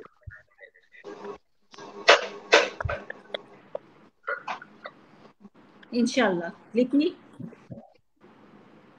শেষ বক্তব্য? সবাই তো বলেছে, সবাইকে অনেক ধন্যবাদ, জুবাইর ভাইকে অনেক ধন্যবাদ, নতুন করে পরিচয় হলো এবং আমাদেরকে আমন্ত্রণ জানানোর জন্য আমরা আজকে নিজেদের কিছু মনের কথা বলতে পেরেছি। আরো অনেক কিছু বলার ছিল, আসলে এত স্বল্প সময়ে অনেক নেটওয়ার্কের প্রবলেম। আমরা এইটার এই যে একটা নতুন একটা টেকনোলজির সাথে আমরা অভ্যস্ত হচ্ছি যে আমরা এইভাবে এখন অনলাইনে ইন্টারভিউ দেই, যেটা আগে টেলিভিশনে দিতাম। তো সেই জায়গা থেকে আমাদের অনেক যান্ত্রিক ত্রুটির কারণে আমাদের কথা অনেক ডিস্টার্ব হয়েছে, তারপরে আমরা সবাই খুব এনজয় করেছি। আমার মনে হয় আমাদের যারা শ্রোতা ছিল তাদেরও ভালো লেগেছে। শুধু আমি একটা কথা বলতে চাই, আমাদের যারা বাংলাদেশি এখানে শ্রোতা যারা দেখছেন বা পরবর্তীতে দেখবেন, আমি সবাইকে একটা কথাই বলবো যে প্রচারটা যেন এইভাবেই হয়। আমরা নেক্সট 3 years আমরা দেশি পণ্য ব্যবহার করব, সেটা শুধু পোশাক নয়, আমাদের দেশীয় যে কোনো পণ্য। তাহলেই কিন্তু আমরা আসলে একে অপরকে হেল্প করতে পারবো এবং আমরা এই যে ইন্ডাস্ট্রিটা যে ধ্বংসের সম্মুখীন, সেই জায়গাটা কষ্ট করে হলেও টিকিয়ে রাখতে পারবো। সেটা হতে পারে, শাহিন ভাই অলরেডি বলেছে, সেটা হতে পারে হয়তো আমরা ওই যে আবার নতুন করে যে শুরু করবো। আমি সেই জন্য আমরাও প্রস্তুত সবাই মানসিকভাবে, কিন্তু সবার হেল্প করতে হবে এবং মিডিয়াতে বেশি বেশি প্রচার করতে হবে যে আমরা নেক্সট 3 years যেন আমরা দেশীয় পণ্য ব্যবহার করি। সবাইকে অনেক আমি অনেক আরেকটু অ্যাড করব, শুধু তা না, আমি আরেকটা জিনিস অ্যাড করি। আসলে আমাদের এখানে দেখবেন এখন টিভি চ্যানেল খুললেই ম্যাক্সিমাম বিদেশি বিজ্ঞাপন, বিদেশি মডেল, বিদেশি ফটোগ্রাফারদের দিয়ে তৈরি। আমরা চাই যে বাংলাদেশের চ্যানেলগুলিতে দেশীয় বিজ্ঞাপন বেশি প্রচার হবে, যেখানে দেশীয় মডেলরা থাকবে, দেশীয় নির্মাতারা তৈরি করবেন, দেশীয় ফটোগ্রাফাররা যে ছবিগুলি করবেন। সেটাও কিন্তু একটা পণ্য, দেশীয় পণ্য, সবকিছু দেশীয় পণ্যের প্রসার হতে হবে, দেশীয় পণ্য প্রচার এবং প্রসার সবকিছু হতে হবে দেশীয়। আমরা একটু হীরার আমার মনে হয় আমাদের এখন শেষ করা উচিত। হ্যাঁ, হীরার কাছে আমি এটাই বলবো, জুবাইর ভাই, বিজলি আপু, সবাইকে থ্যাংক ইউ আমাকে ইনভাইট করার জন্য।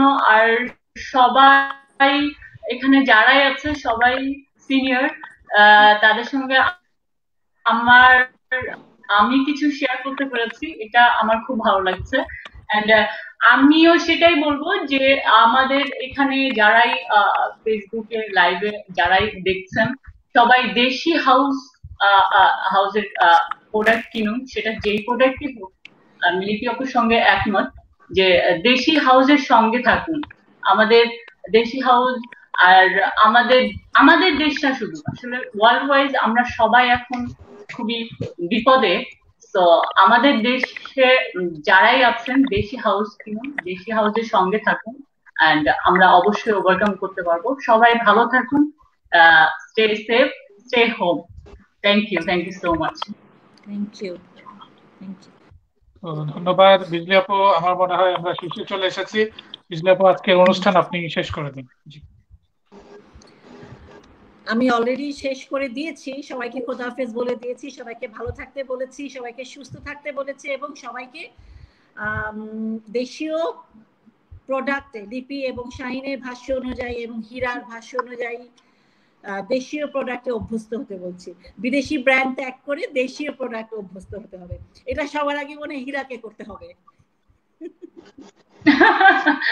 হ্যাঁ, আমি সেটাই বলবো যে সবাই দেশি হাউস বেশি প্রোডাক্ট কিনুন, শুধু হাউস না, সবকিছু মিলে আমাদের দেশি প্রোডাক্টে ইউজ টু সবাই।